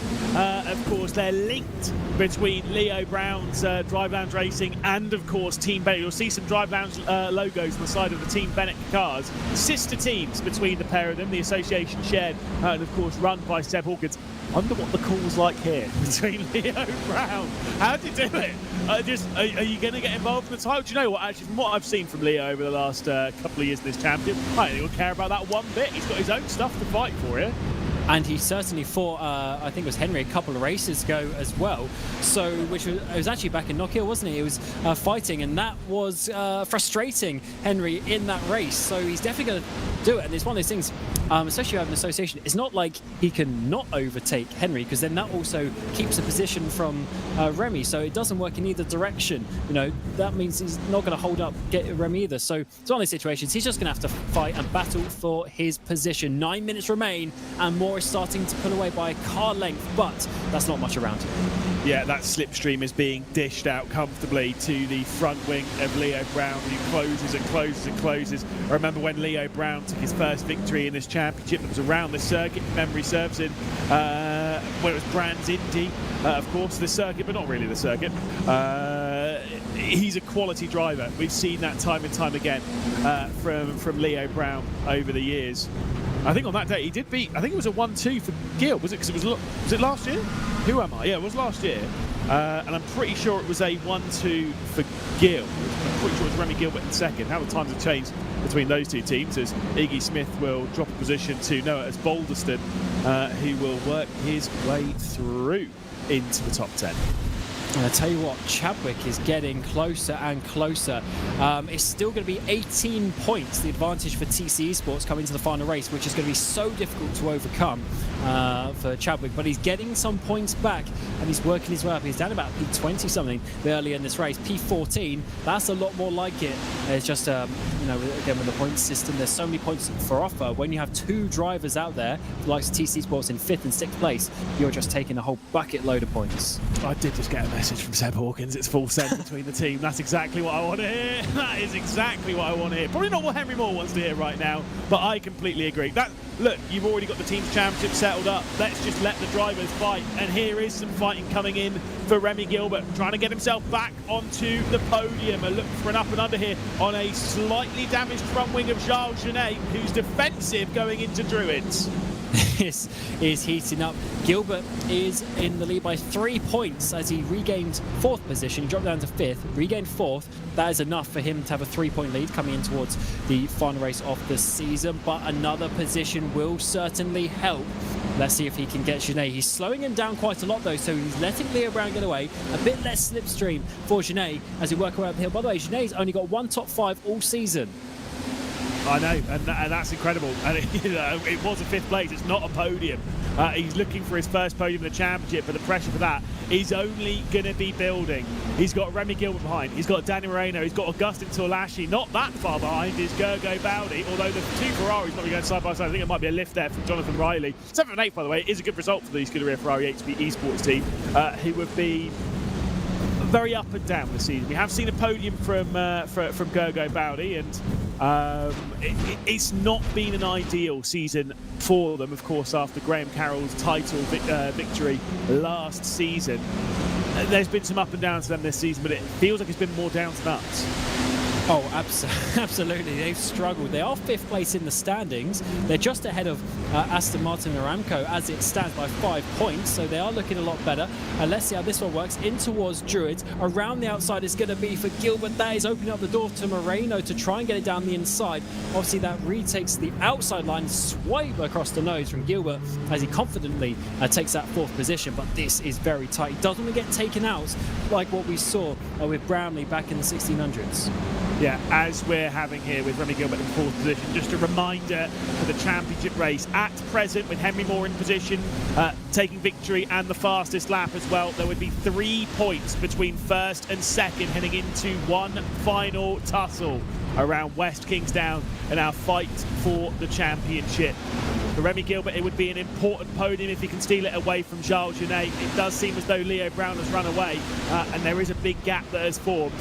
Don't rule that one out, by the way, because Leo Brown could steal that victory away from Henry Moore if there is any mistake coming in for Moore. Yeah, he hasn't quite had the season they would have wanted. He has got a 1 win and 3 second, or this would be his 3rd second position, but let's see how this one goes. Less than 5 minutes remain, and it is getting close. Gilbert has been working this one lap after lap, trying to find something. We come over the crest. It's the outside line for him. He's going to be slowing Genet down. He's going to try and get the up and under of the inside line to Druids. He's half done it, but it's covered off by Genet in towards the braking zone. He's now got to watch out because Danny Moreno almost thinks about making it 3 wide in towards the braking zone, but Genet holds on once more, and every time they do this, they lose a couple of tenths to the top 2. Yeah, that damage on the front wing for Genet, he's dealing with it really well. Probably doesn't really know that it's there, but it will be a little bit noticeable in that middle sector. When you go through the corners, there will be a little bit more understeer in Genet's car. Back on board with Danny Moreno, who could effectively go full attack here. He's got his teammate Augustin Torlaschi behind, but Gergo Bowdy has closed his way into this fight here, into the fight for the final step on the podium. Moreno almost thought about getting a bit of a look down the inside, going into Westfield Bend. All the way around the outside comes Remy Gilbert. Could he do it though? Into Westfield Bend. They go through they go through Westfield Bend now, and the side-by-side remains. Danny Moreno trying to make it 3 wide going through Dingle-Dale. That one was never going to work. To the outside, putting it all on the table though. Remy Gilbert trying to steal away the podium, ran out wide there going through Sterling, and Remy Gilbert will steal away 3rd place. What an epic fight.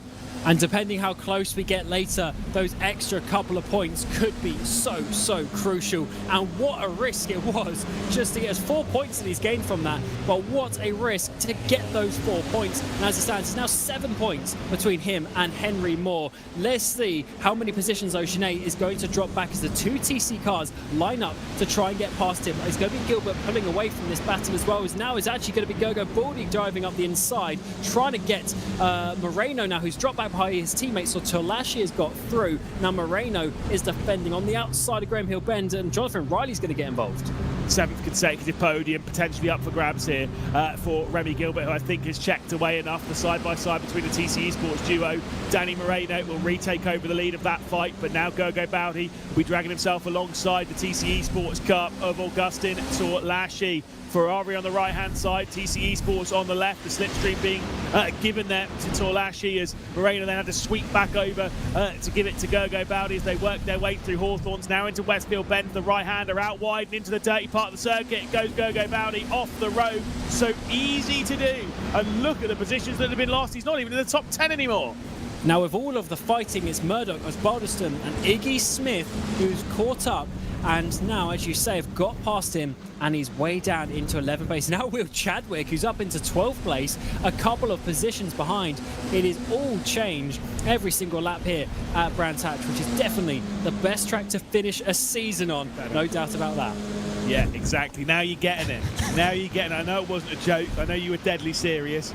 But this is surely changing your opinion. This is a fantastic start to our season finale. It's such a shame that in less than an hour's time we'll be saying goodbye to the British F4 Esports Championship for another year. It's always an epic contest, and this year has been no different. We've had some great title races, some great title fights. Luke McEwen winning the opening couple, the second of those championships being won by a solid 0 points, I'll have you know, back in 2023. We had Graham Carroll win it just a year ago. We're looking for our third different champion in 4 years. As to which one it's going to be, we are not sure. Henry Moore will be closing down some of that margin, but maybe not by as much as he would think earlier on in the race when Remy Gilbert was down outside of the, well, basically off the podium in 4th and 5th position. As the damage on the front wing for Charles Genet, I think it is causing its fair share of problems. A minute left to go. Penultimate lap we're on. Final lap we're about to begin. Indeed, we're looking at 17 points advantage for TC over Hymo in second place in the championship there. We're looking at 7 points in Gilbert and Moore, but we have 1 lap to go. Is there going to be any changes in this first race of the day? Moore leads, he's got the fastest lap. Gilbert chasing down less than half a second, and Leo Brown knows what it's like to win a race in this championship, but has he got enough to chase down? They both run wide, off into the gravel, and it is getting very tense out there. Gilbert is also settled for third place with Moreno over 2 seconds behind.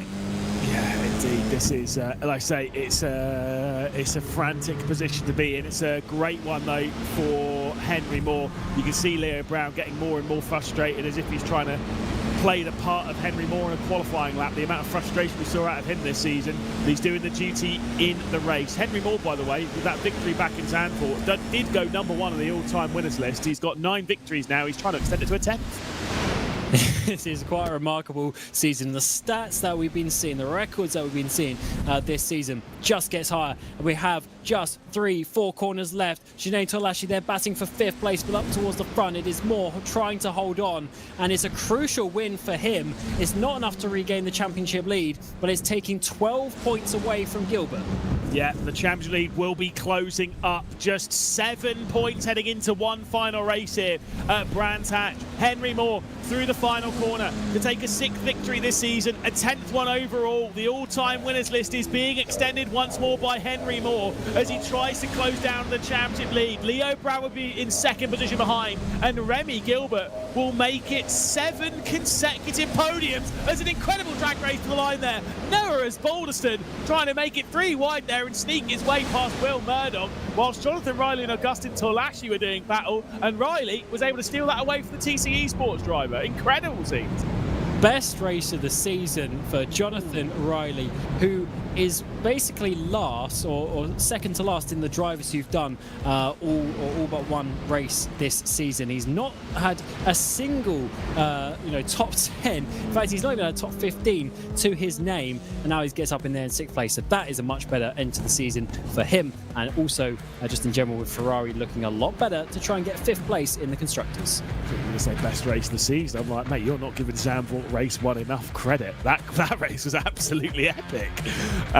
With that drag race to the line. We've had a couple of good races this season, let me tell you, but 15 races are down.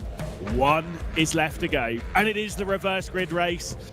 Oh, there's going to be some fingers crossed for some big numbers, but not Henry Moore, and he's going to get it perfect. It is going to be 5 cars reversed, the smallest possible, as Henry Moore tries to find the championship. Wow, he'd love to hear that. We'll talk to him in a second, and our top 3 as well. It's Moore from Brown, from Gilbert, Moreno and Genet, the 5 cars that will be reversed in our season finale race. Jonathan Riley, Augustin Tolashi, Will Murdoch, Noah Balderston and Gergo Bowd in the top 10, with the fastest lap going the way of Henry Moore. Iggy Smith, Chadwick, Herman, Espes, Jupp did manage to get his way up the order. I think he's finished qualified in 22nd position, so a decent bit of work there.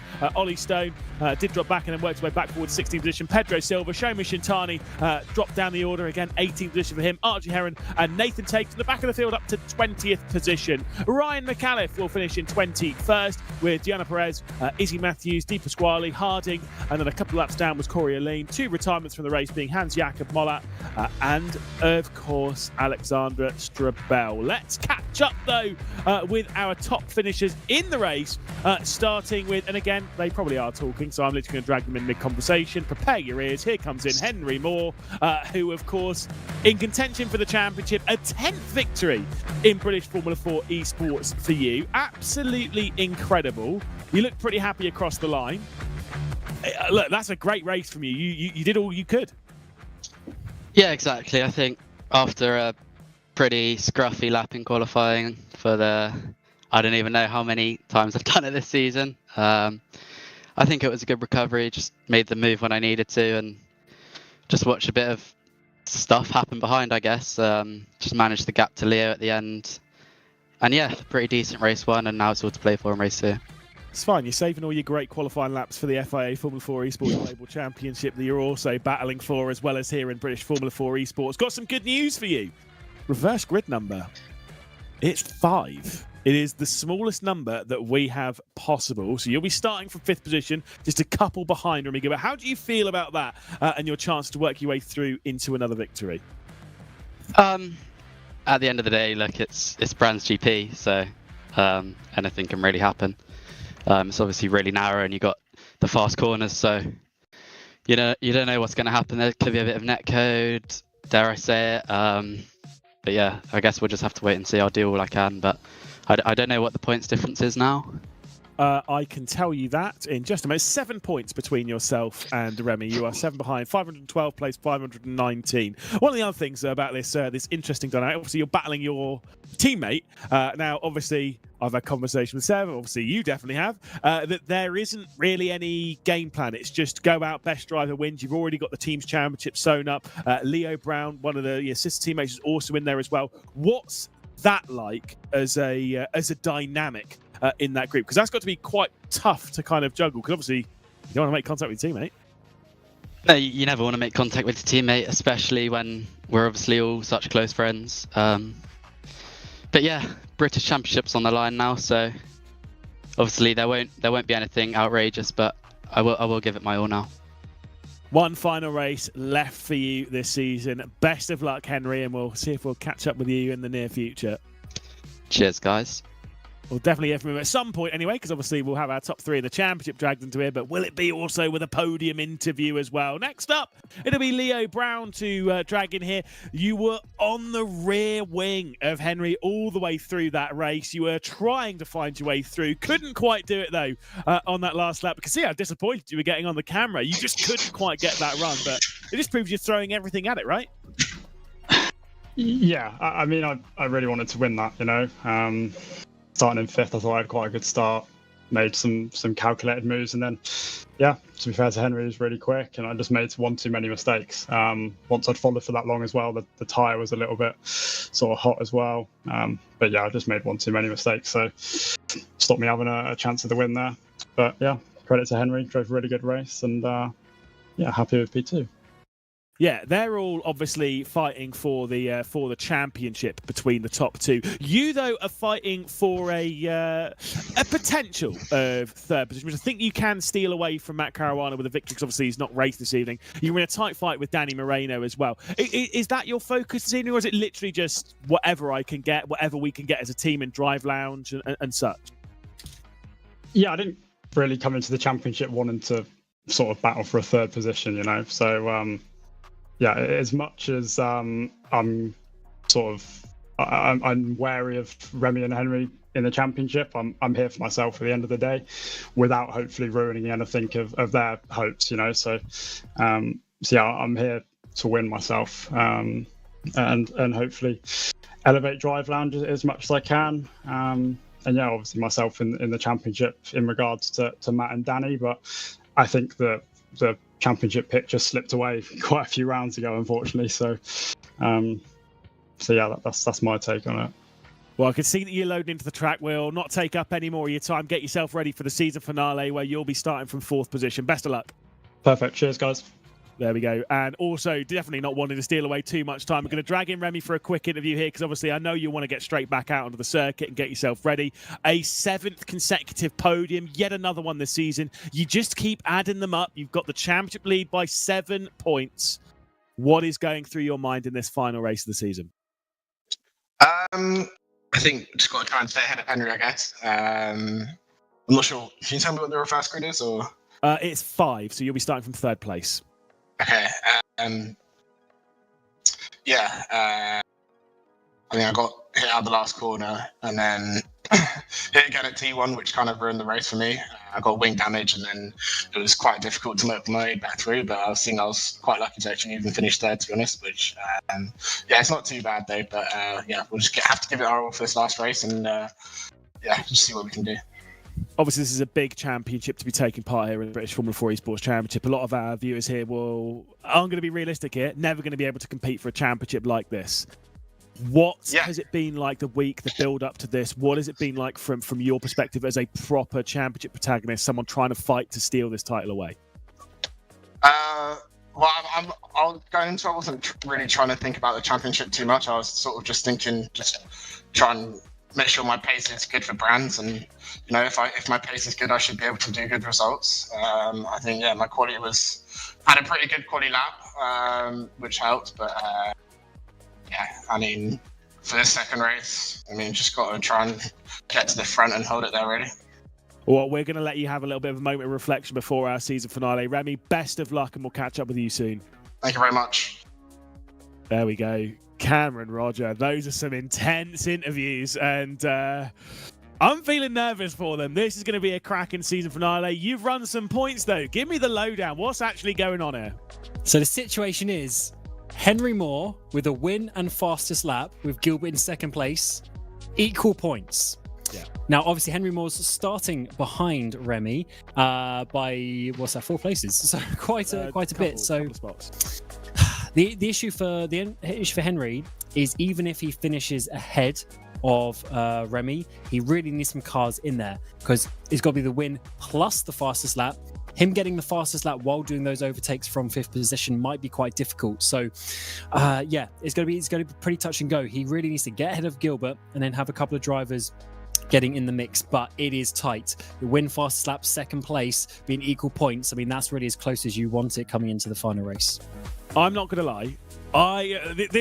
This is, honestly, as a commentator, this is amazing. I absolutely love this. Yeah, we come into these season finals and we start, like, even we as commentators start feeling nervous and start feeling that almost like pit of your stomach feeling. I can't imagine what the feeling is like for Henry Moore and Remy Gilbert out there. This isn't some little fun Sunday league that we're all taking part in and just having a little good time. Maybe there's a couple of prizes up for grabs and stuff. This is a proper championship, well respected. Night of Champions, we've seen the drivers in the past go to all the bow tie event and all this, that, and the other. Like, this is proper racing.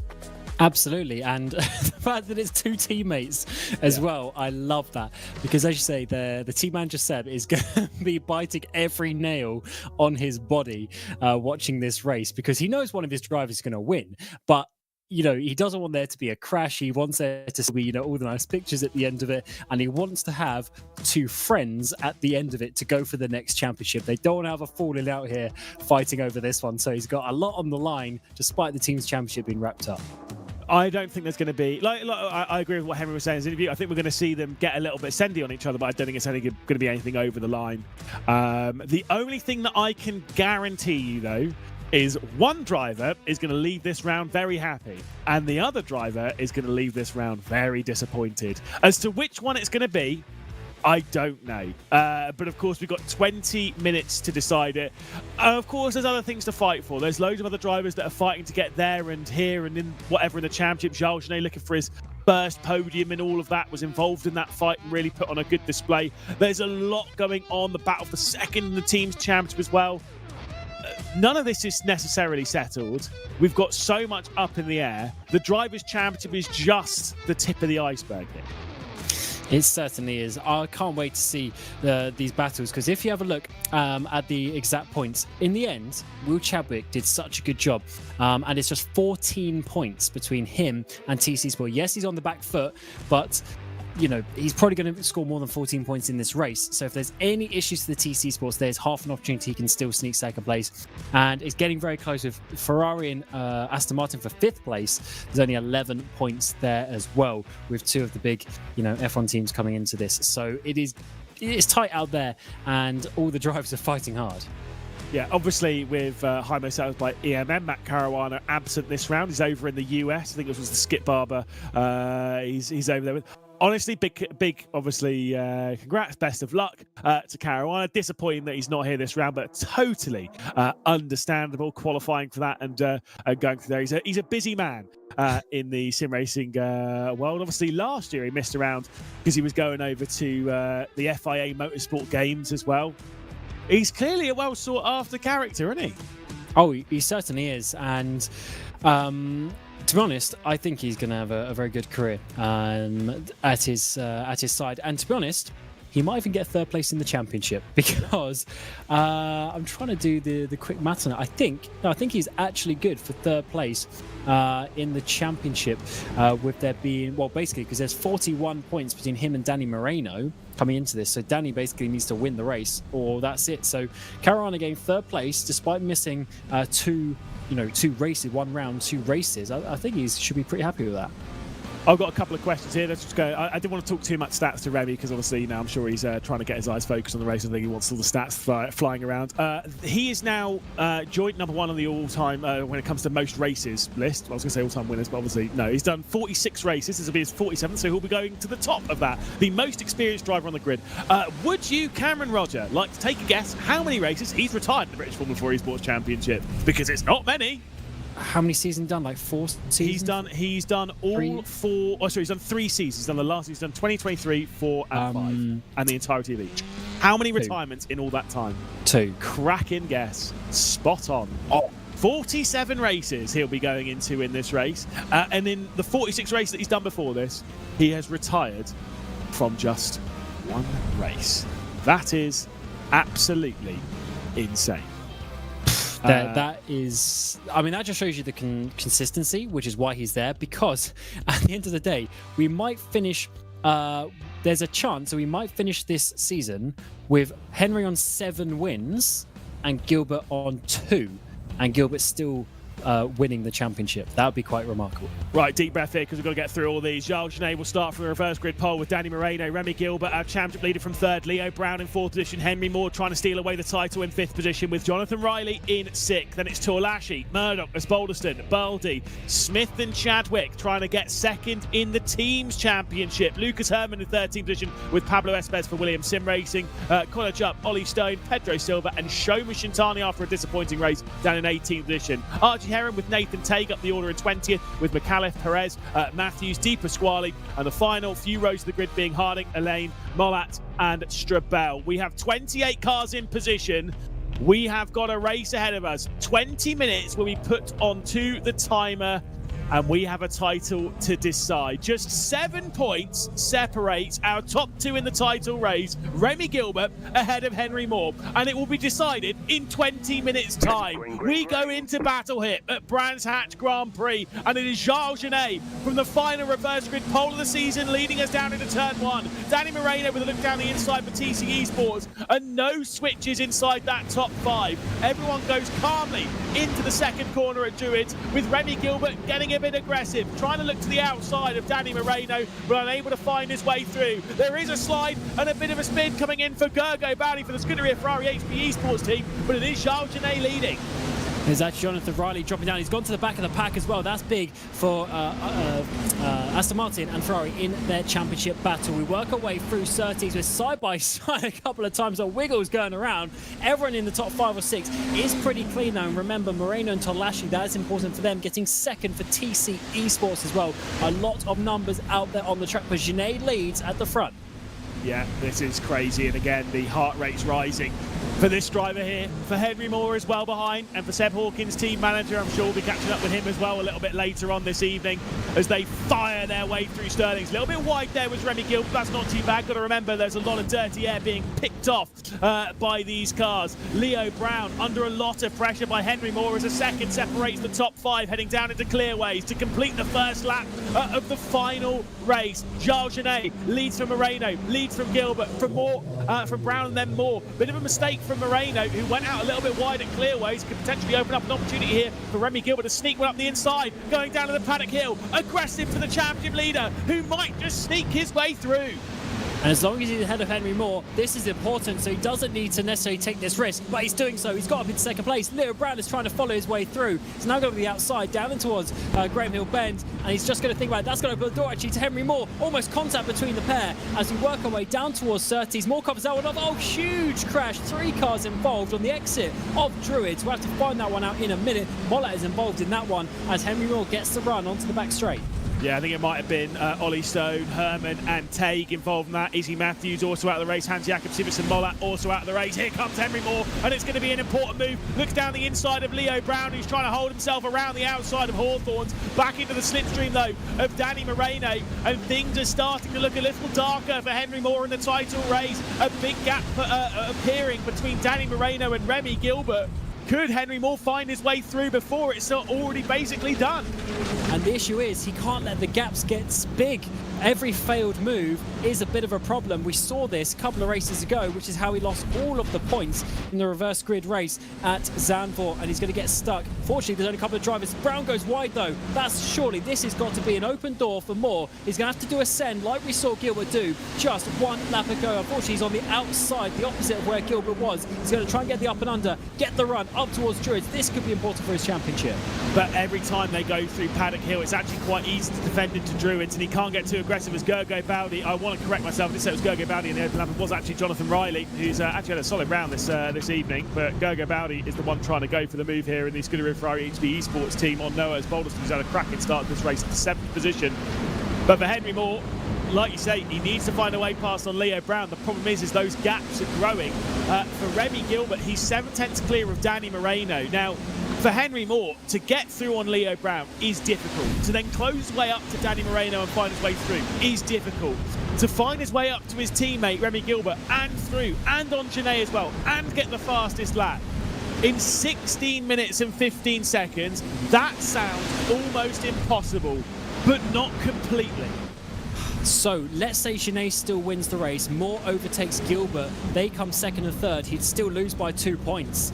So he needs to then obviously win the race and get past Janae. So basically it's a win or bust from this situation with where Gilbert has positioned himself. But look at the gaps growing, and Gilbert is getting very, very close. He might be getting the lead very shortly up the inside. We know he likes his position. He's done it before already, and he goes to the front. Janae doesn't even defend that one. So Gilbert takes the race lead, and could that be the championship decided? Looking for 24. Oh, gets out of his contact, and Remy Gilbert has been sent by Giles Janae off into the gravel, and that will swing the championship wide open. A costly mistake from the Frenchman, and Remy Gilbert, wow, his heart will be in his hands. It is going to slip through his fingers after a costly error from Janae. Wow. Janae not defending it into T1, but then slamming the back of him into T2. Crazy stuff here at the front as Danny Moreno for TC Esports. He's got the fastest lap, and he now takes the race lead. Yeah, I've got to say this. That's terribly disappointing, unfortunately. What a bittersweet way for this season to end. I tell you, someone who else won't want to see that, Henry Moore.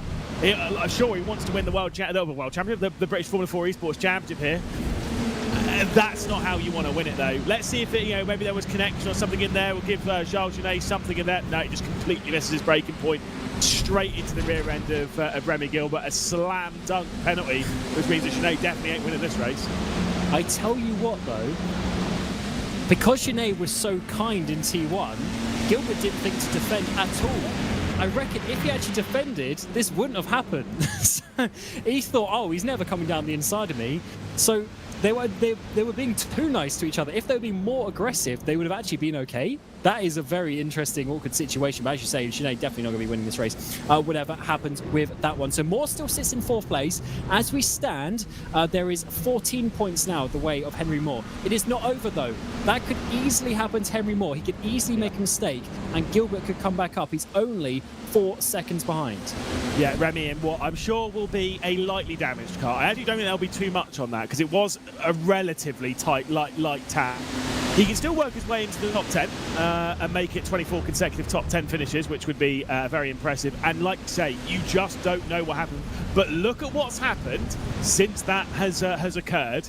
Henry Moore is sitting a little bit further off the back of Giles Genet. He's comfortable ahead of Augustin Torlashi. I actually reckon that Henry Moore is going to sit there and be like, hey, if we can increase the checkered flag on this, boys, I'll be pretty happy.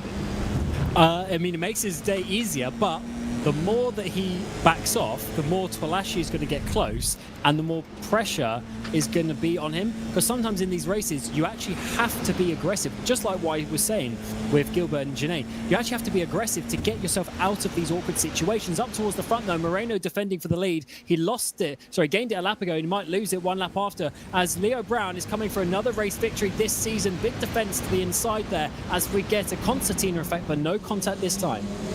As things stand, as things are currently running in this race, with 4th place for Henry Moore, it would be 542 points and the championship. 528 for Remy Gilbert in 13th position, who could technically work his way up to score some pretty healthy points. He was only 4.7 seconds off of the race lead, and I'm sure there's going to be more drama coming. This race is not done yet, let me tell you that, and that's even before Henry Moore starts getting aggressive and finding his way through. We got a look back here to Will Chadwick and Iggy Smith, Pablo Espez as well, for the battle for 2nd position in the team's championship. It would definitely be going the way of TC Esports at the moment. Danny Moreno and Augustin Torlashi in 1st and 5th position. There comes a look, and there comes a send. Iggy Smith off the road. There's an extra position for Remy Gilbert to pick up.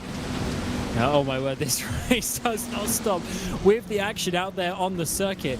It's such a frantic racetrack, and these drivers want to get every final point that they can. We already have 5 DNFs from this race already that we didn't really talk about because of all the action that we had up the front. Less than 12 minutes remain. Moreno still leading out the front. TC Sports looking almost slam dunk now to get 2nd place in the Constructors. What a result that would be for them, and finishing the race, finishing the season with a race win would be so good for them. But Leo Brown is coming. He's getting the run. No, not quite enough to look this time.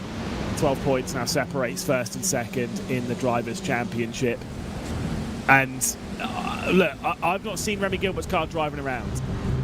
If he's able to hold 4.7 seconds up to our race leader, if he's able to run the same pace as our race leader, because that gap's barely changed, clearly the car ain't that bad. I'm sure there is some damage on it. I'm sure it is not great. These cars are relatively fragile, and yet in the same way, they're a bit tanky. It's a very weird juxtaposition for these cars to be in, but that is where we're at. Leo Brown trying to gather this final race victory of the season and find his way onto the top step yet again. It will be his 3rd victory in totality if he's able to find his way through. But yeah, look, I'm sure this is some hard map. There was someone off in the background. It might have just been a bit of dirt being picked up.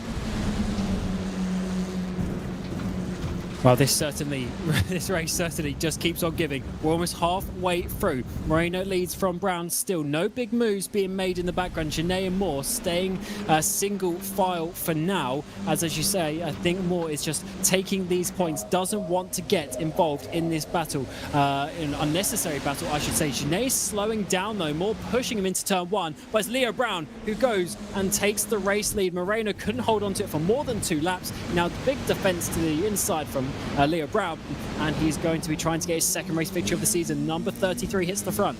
Yeah, the location of Leo Brown's 1st victory in the British Formula 4 Esports Championship is only his 1st race. That was back in Brands Hatch at the start of last season. Of course, the opening round at Brands Indy that year, and of course he was able to take victory for Guild.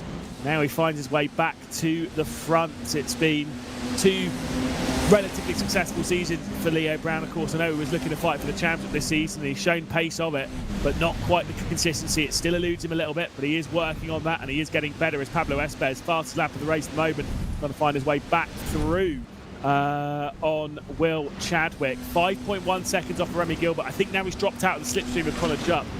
Maybe things aren't looking so good for Gilbert. Yes. Yeah, basically, you can't really catch up because he's definitely going to have damage on that car. There's a huge train up ahead of him, though, so if he does get onto the back of that with some battles up ahead, he has half an opportunity. But realistically, even if he gets on this train, the best he's going to get is P8, because then there's another gap between Baldy and Chadwick, so that's not ideal. He needs to get closer, and let's see what it's going to be this time around. Henry Moore does go for the move up the inside of Genet. This is going to be for 3rd position on the road. If he can get the move done, he's going to be a little bit tense now because Genet was the one who hit his teammate. Hopefully that doesn't happen once again, but Moore is looking racy. He doesn't want to get caught up with Torlashi in behind. Could you imagine if he does? That would be absolutely mental, by the way. But Charles Genet now off the podium, a podium which he would not have finished on in the overall race results anyway. But either way, Henry Moore is working his way up. I mean, look, what a way to take a double victory if Henry Moore was able to do so. I mean, be pretty happy with that one, but I'm still sure it will be a bittersweet feeling for Moore there. But look, the title's the title, and you understand that is how racing goes. Yes, and even if, as I was saying, Gilbert gets up into 8th position, he'd still lose by 8 points, considering where Henry Moore is. Oh, that's way off wide. They follow each other as Leo Brown is the first one to go off track, and everyone in behind. Oh, that's a terrible run for Moreno as he gets caught up behind Brown, and this is opening up the door to Henry Moore to dive down the inside. That's so close, almost contact between the two, but now Moreno gets the run and she'll take the lead as Leo Brown goes wide. Yeah, let's see if Henry Moore can find his way through in all this as well. Side by side again on the start finish straight. Obviously too wide directly behind between Genet and Torlashi. A look to the inside going into Paddock Hill Bend. Apex clip from Danny Moreno. Apex clip from Henry Moore. Leo Brown out a little bit wide as he was trying to find his way around the outside of Henry Moore, who's getting himself up into 2nd position. He is in position to win this championship. He is in position to take the title, but can he get another victory? His 11th of all time.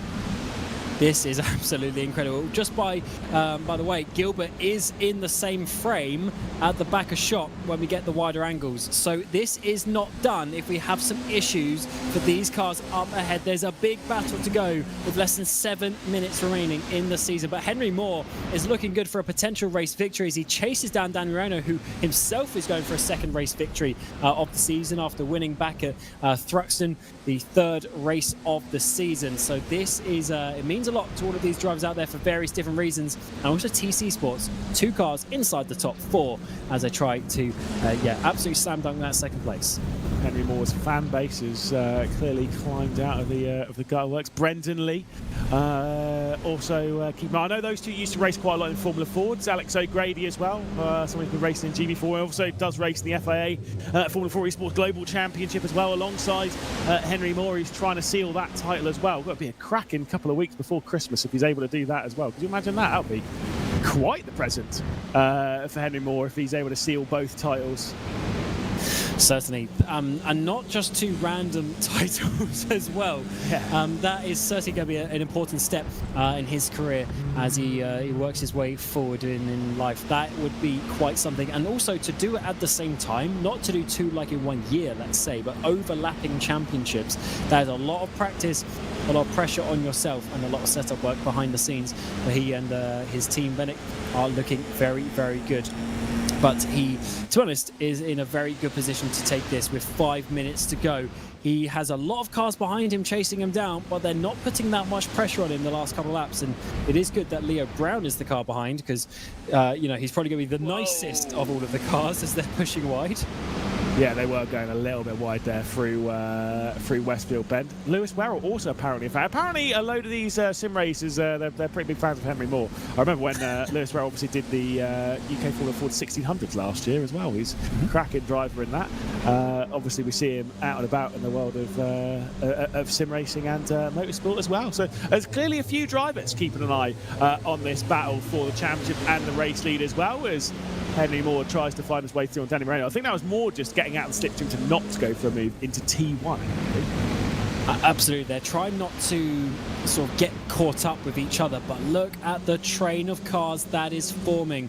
We're seeing Gogo Baldi now on the back of this 7-car train to the front. Will Chadwick is doing his best to try and get and close that gap, but they need some battles ahead because it's 1.5 seconds.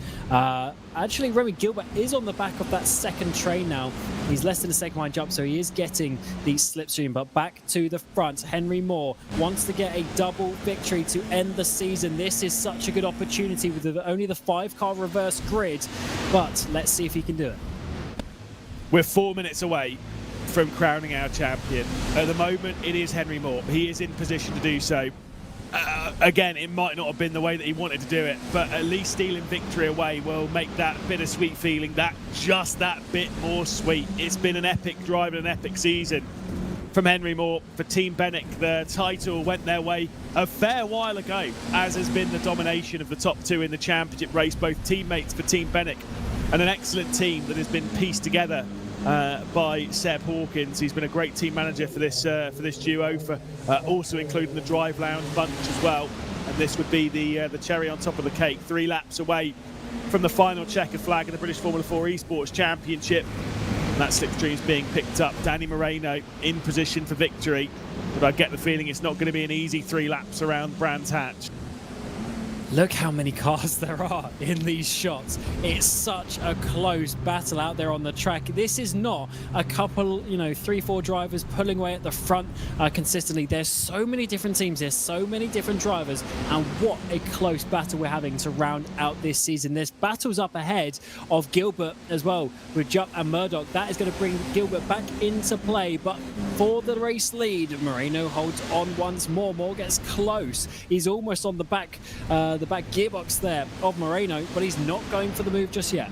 Back gearboxes, front noses. God, you don't. There's only one gearbox as a car. There's only one nose as well. It's fine. I'll let you off. You've got 2 minutes left of the season. Down the hill they go. Remy Gilbert could steal away a top 10 here, and continue the 24 consecutive top 10s that he's got in this championship. 8 from last season, looking to make it 16 from 16 in this season. 2 laps left to go. White flag being prepared. Danny Moreno in search for his second victory of 2025 in the British Formula 4 Esports Championship. Henry Moore looking for glorious number 7, looking to go back-to-back, looking to sweep the round here in the season finale.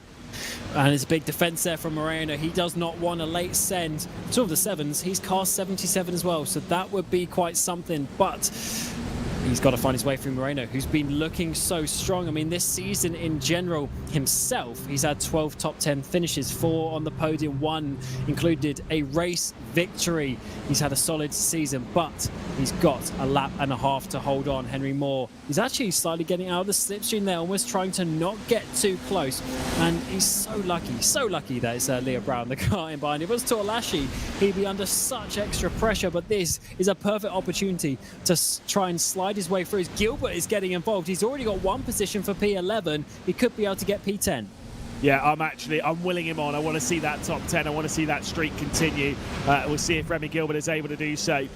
Henry Moore, though, look, if he gets back-to-back victories here, if he sweeps the round, it'll be the first time that a driver has swept the round since all the way back in 2023. I think it was November 2023. Not Hill, Gordy Much. That was the last time someone took both race victories on a given round. Let's see if Henry Moore is able to do so. Onto the start-finish straight they go, and 3.9 final kilometres left on the calendar. 1 final lap at Brands Hatch to settle this thing then. And Danny Moreno is our race leader. Henry Moore keeping him very close for company. And there comes a move to the inside from Leo Brown. Full send for the Drive Lounge Racing driver. I think that might settle things for the race victory.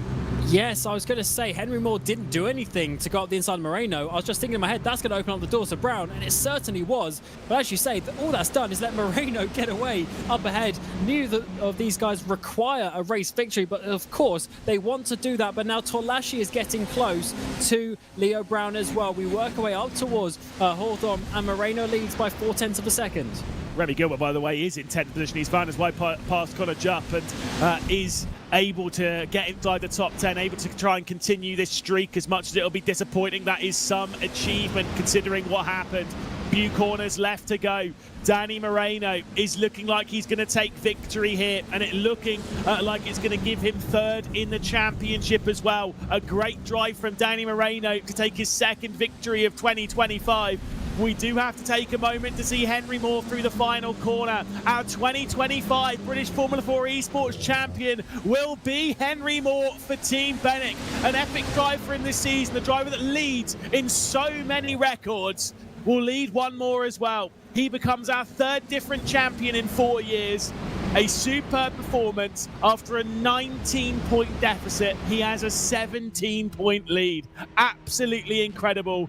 Remy Gilbert, I mean, you can imagine how disappointed he will be. A great drive up to 10th position, a great drive to recover that and to continue the top 10 streak.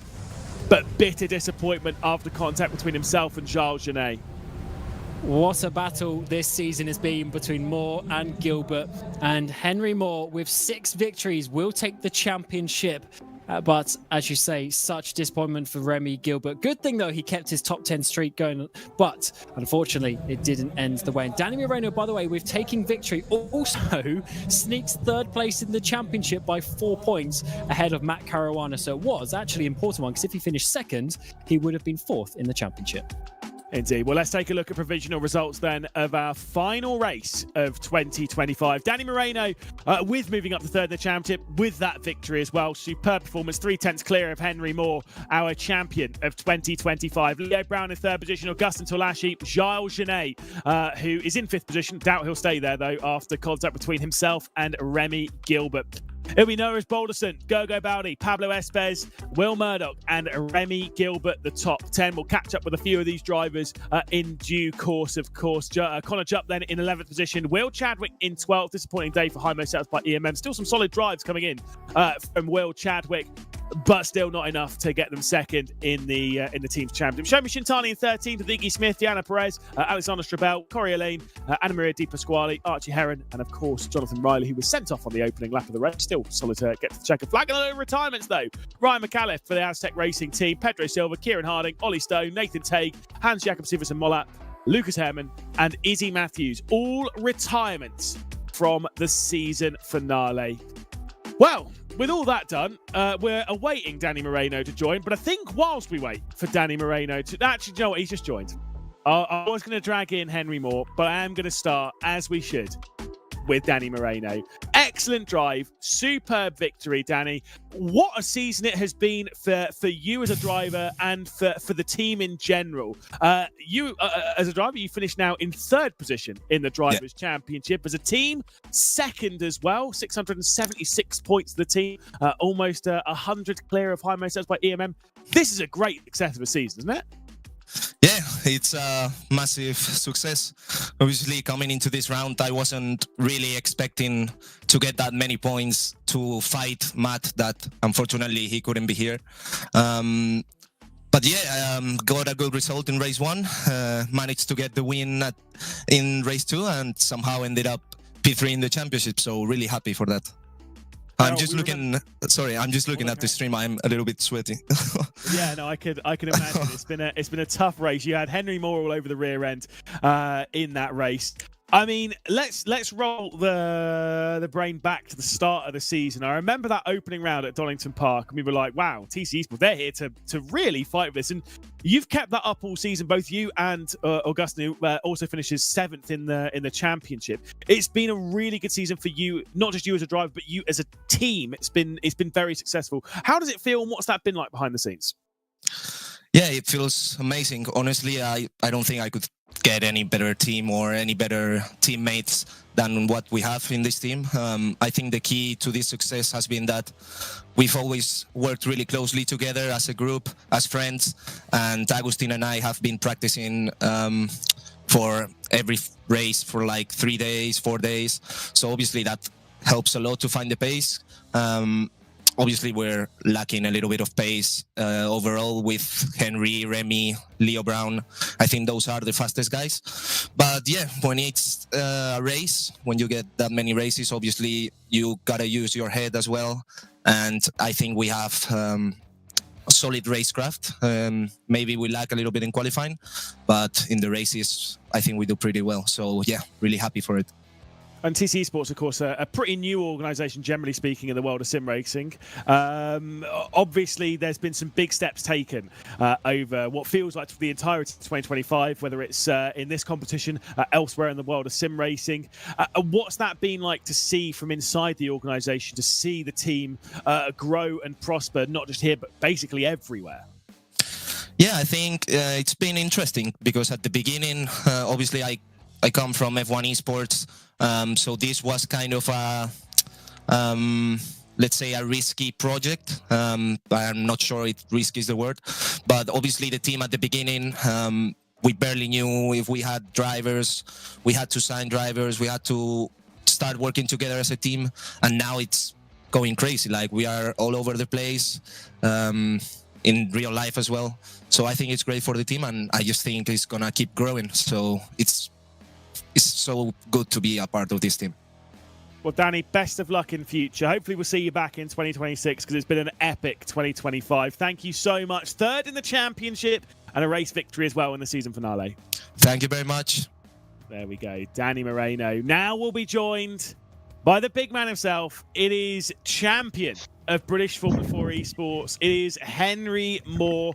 Another podium. You had that victory earlier on in the night.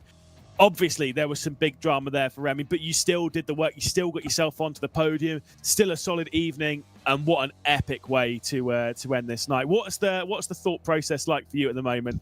I mean, put it into some words. I actually can't believe it, to be honest. I felt like after last year, if I didn't win it this year, I wouldn't have been too pleased.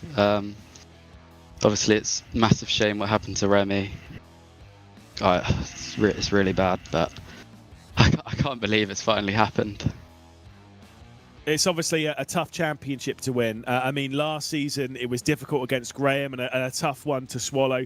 And to come into this season, obviously, all the hype and talk pre-season was about you coming on to win this championship. I'm sure there was an awful lot of pressure coming into the season. And Remy really stepped up and took it all the way to the end. How difficult is that to fight as a driver? All the emotions and pressure of being one of the expected drivers to fight for this championship, and then to fight your teammate who seems to have come up to a completely different level. I think Remy sort of showed what he can really do. He's always been an incredible driver. I mean, the testing that we do, obviously at Team Bennick and Drive Lounges, it's unbelievable. We push each other so hard. We're so close on pace. But yeah, it was difficult for sure. I think coming into the season, as you say, it was a lot of sort of about, am I going to win it? And after round one, it felt like it was going my way. But then after round two, I just couldn't hook it up in quali for whatever reason. I think I've shown I can do it elsewhere at the moment. It's just when I get in these sessions, I just can't do the second lap in quali at the minute. But I've showed my racecraft as well. Obviously, last year I won more from pole. This year, not so much. I still got 2 poles, but I've had to work for it a bit harder. And obviously, I think I got 6 wins this year. So yep. So yeah, I'm over the moon, to be honest. Yeah, 6 wins this season, 10 in total. Number 1 on the all-time winners list. You're up there when it comes to podiums as well. Top 10s. You are topping a lot of record sheets, and you are now a champion. I'm sure we'll be talking about you in a few moments' time with your team boss as well. But for now, go and have a breather and get yourself ready for, of course, the F4 FA Global Esports Championship. And that's going to be another one to deal with. Henry, congratulations. You are our champion. Cheers, guys. Maybe see you next year. Hopefully so. We'll drag in Leo Brown, though, of course, our Drive Lounge race driver, finished in 3rd position in the race. Before we'll catch up with Seb Hawkins as well. Leo, another podium for you to have ticked off there. Back-to-back podiums. Couldn't quite steal away the race victory. But you definitely gave it a go on Henry there late on. What was that race like for you? Because it seemed absolutely mental. Yeah, first of all, obviously I feel so bad for Remy and what happened there. Yeah, that's absolutely awful for him, and yeah, it's really sad to see, to be honest with you. I thought that was a really good battle all year between the two of them, but yeah, from my standpoint, I thought he had some really good pace there. Got past Danny a nice time, and then yeah, me and Danny, whatever it was, touched some dirt, some gravel or whatever, both went off ourselves, and then it took a few laps for a few corners, for the grass to clear off the tyres, and by that point I had a train of cars coming past me, unfortunately. So yeah, made the best of a bad situation on that corner. And then obviously I'm mindful of Henry's sort of standpoint in the championship, but I want to give it a go. I wanted him to have a go for the lead, but yeah, I completely understand from a sensible point of view why he didn't there. So Yep, another podium. Shame the season isn't starting now, I think, for me. I've just warmed up about 8 rounds in. Yeah, well, we'll have to make it a 16-round championship next year. It is actually one of those ones. It's very interesting. This is the first time that you finished on podiums in both races in a given round. Obviously, you have had 9 podiums, so 7 before this round, but this is the first time you finished on both podiums of the race. Anything different for you this round, or is it that just kind of how it's just unfolded for this? You got some good pace around Brands. You proved that at Brands Indy in the opening race you ever did in the championship when you took that victory. Yeah, I think it's a mix of liking the track and also being in the right place at the right time. As we unfortunately saw with Remy there and stuff like that, you can just be on the end of the bad luck sometimes. And yeah, I don't wish that upon anyone. And I think this year I have been on the end of a bit of bad luck. But yeah, nice to be on the podium, I guess. Just got to go a couple better next time. But yeah, fantastic season. Thank you to Benick and Drive Lounge for allowing me to drive for them as well. All our partners as well. So I think it's been a mega year on the whole, especially for Team Benick winning the team's championship by that margin. It's yeah, pretty special. Yeah, it certainly has been a special year, and you've been a big part of that. Leo, thank you so much for joining us here once again in our season finale, and a great drive on to a double podium. Perfect. Thank you very much.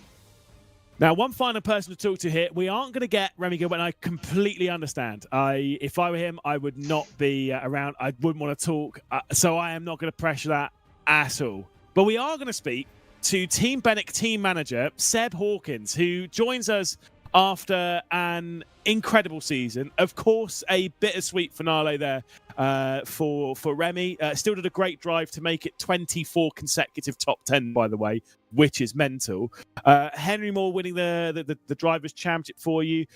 What has this season been like for you, Seb? Because it seems as though the team's been running at a completely different level to the rest of the field. Yeah, firstly, hello, and yeah, well done for also getting through the season. I think the heart rates have been absolutely through the roof, and certainly today. Yeah, I mean, I've got to give it to these boys. These boys work tirelessly every single week, flat out, every single hour of free time they've got, properly just giving everything they can do.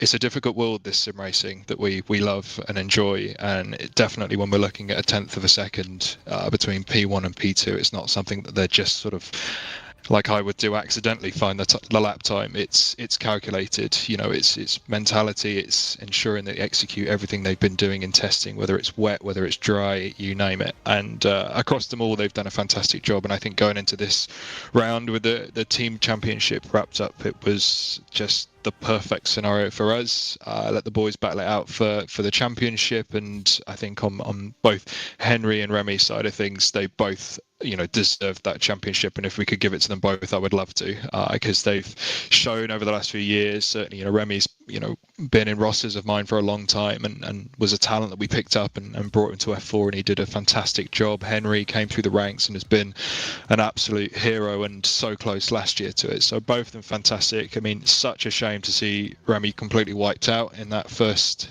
in that last race. I mean, for us, it's not the way we want to see it at all. But I wanted to see it go down to that last lap, even if it would have scared the life out of me. But yeah, I mean, look, congratulations to Henry, and we as a team have done everything we could do to put them in the position they could be in this round. And yeah, super happy with their performance.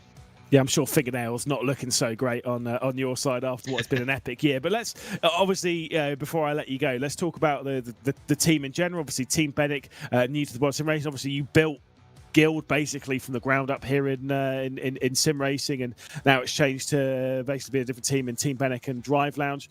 Obviously, the carryover of Henry Moore, of Remy, of Leo into that as well. You've built a very strong team, and I'm sure that's the same outside of just here in British F4 Esports. How tough is it to build that kind of team? How tough is it to kind of see them all battle and sometimes being like, oh, I don't know which way this is going to go? I mean, what's that like on the build up to a race day? Yeah, it's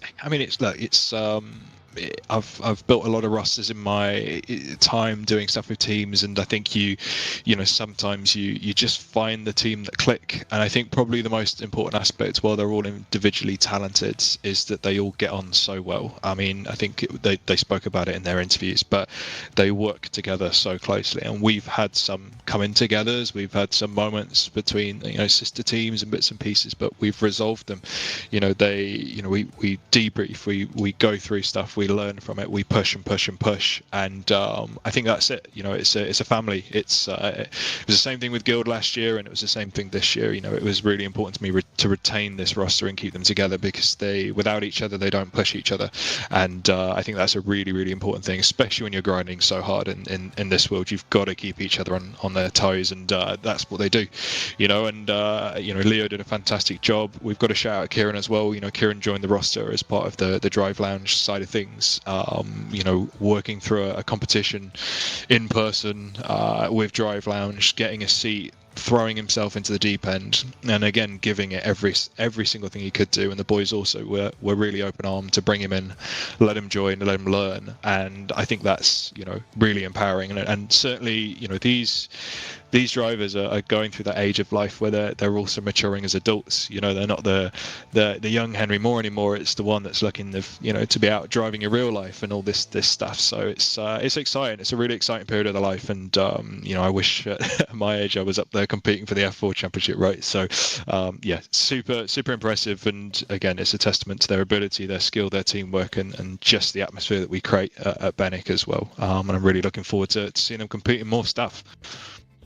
Seb Hawkins, team manager of Team Bennick, 8 wins, 23 podiums, 1,085 points. The first team to break the 1,000-point barrier here in British F4 Esports. Thank you so much for joining us. Big congrats to you and the team. Pass it on, and of course, let's see if at least Remy can have a nice evening, at least away from all of this. Yeah, absolutely. Cheers, chaps. There we go. Seb Hawkins in the interview booth. We'll bring it back over to Cam. That's it. It's over. Season is done. What have you made of this one before we let everyone go? Well, to be honest, just the stats is probably the biggest thing, because one quite interesting fact. So Moreno, in the end, had 2 race victories. Remy Gilbert had 2 race victories, and Caruana had 3. So Gilbert, obviously, he had the consistency this season, but he did only get those 2 wins, and that's probably where he was lacking, especially with Henry Moore. He had a retirement, a 0-point race, and he still won the championship. So maybe that's just something for Gilbert to try and focus on. Obviously, he's got the consistency, now level up in terms of the race results. Yeah, indeed. Well, that's been an epic season, of course. We've had epic champions crowned here in the UK Formula Ford 1600s and British Formula 4 Esports Championship. Of course, Croft and Woodhatch at the UK Formula Ford 1600s. We've got Henry Moore here, Team Bennick, also winning the Team's Championship. Remy Gilbert does walk away with some prizes, though, courtesy of the BPS Pole Position Award. It has been an epic season, though. We'll be back, though, in 2026. I am absolutely sure this championship will be moving into its 5th year, and I'm sure it'll be yet another epic ride. For myself, Liz McVeigh, from Cameron Roger, from Hugo Luis, who's been bringing us the broadcast all season, and even from that cheeky Northerner who made a couple of round cameo earlier on in the season in Ewan O'Leary. Thank you so much for joining us here in the British Formula 4 Esports Championship. It's been a superb season, and we'll see you again next year.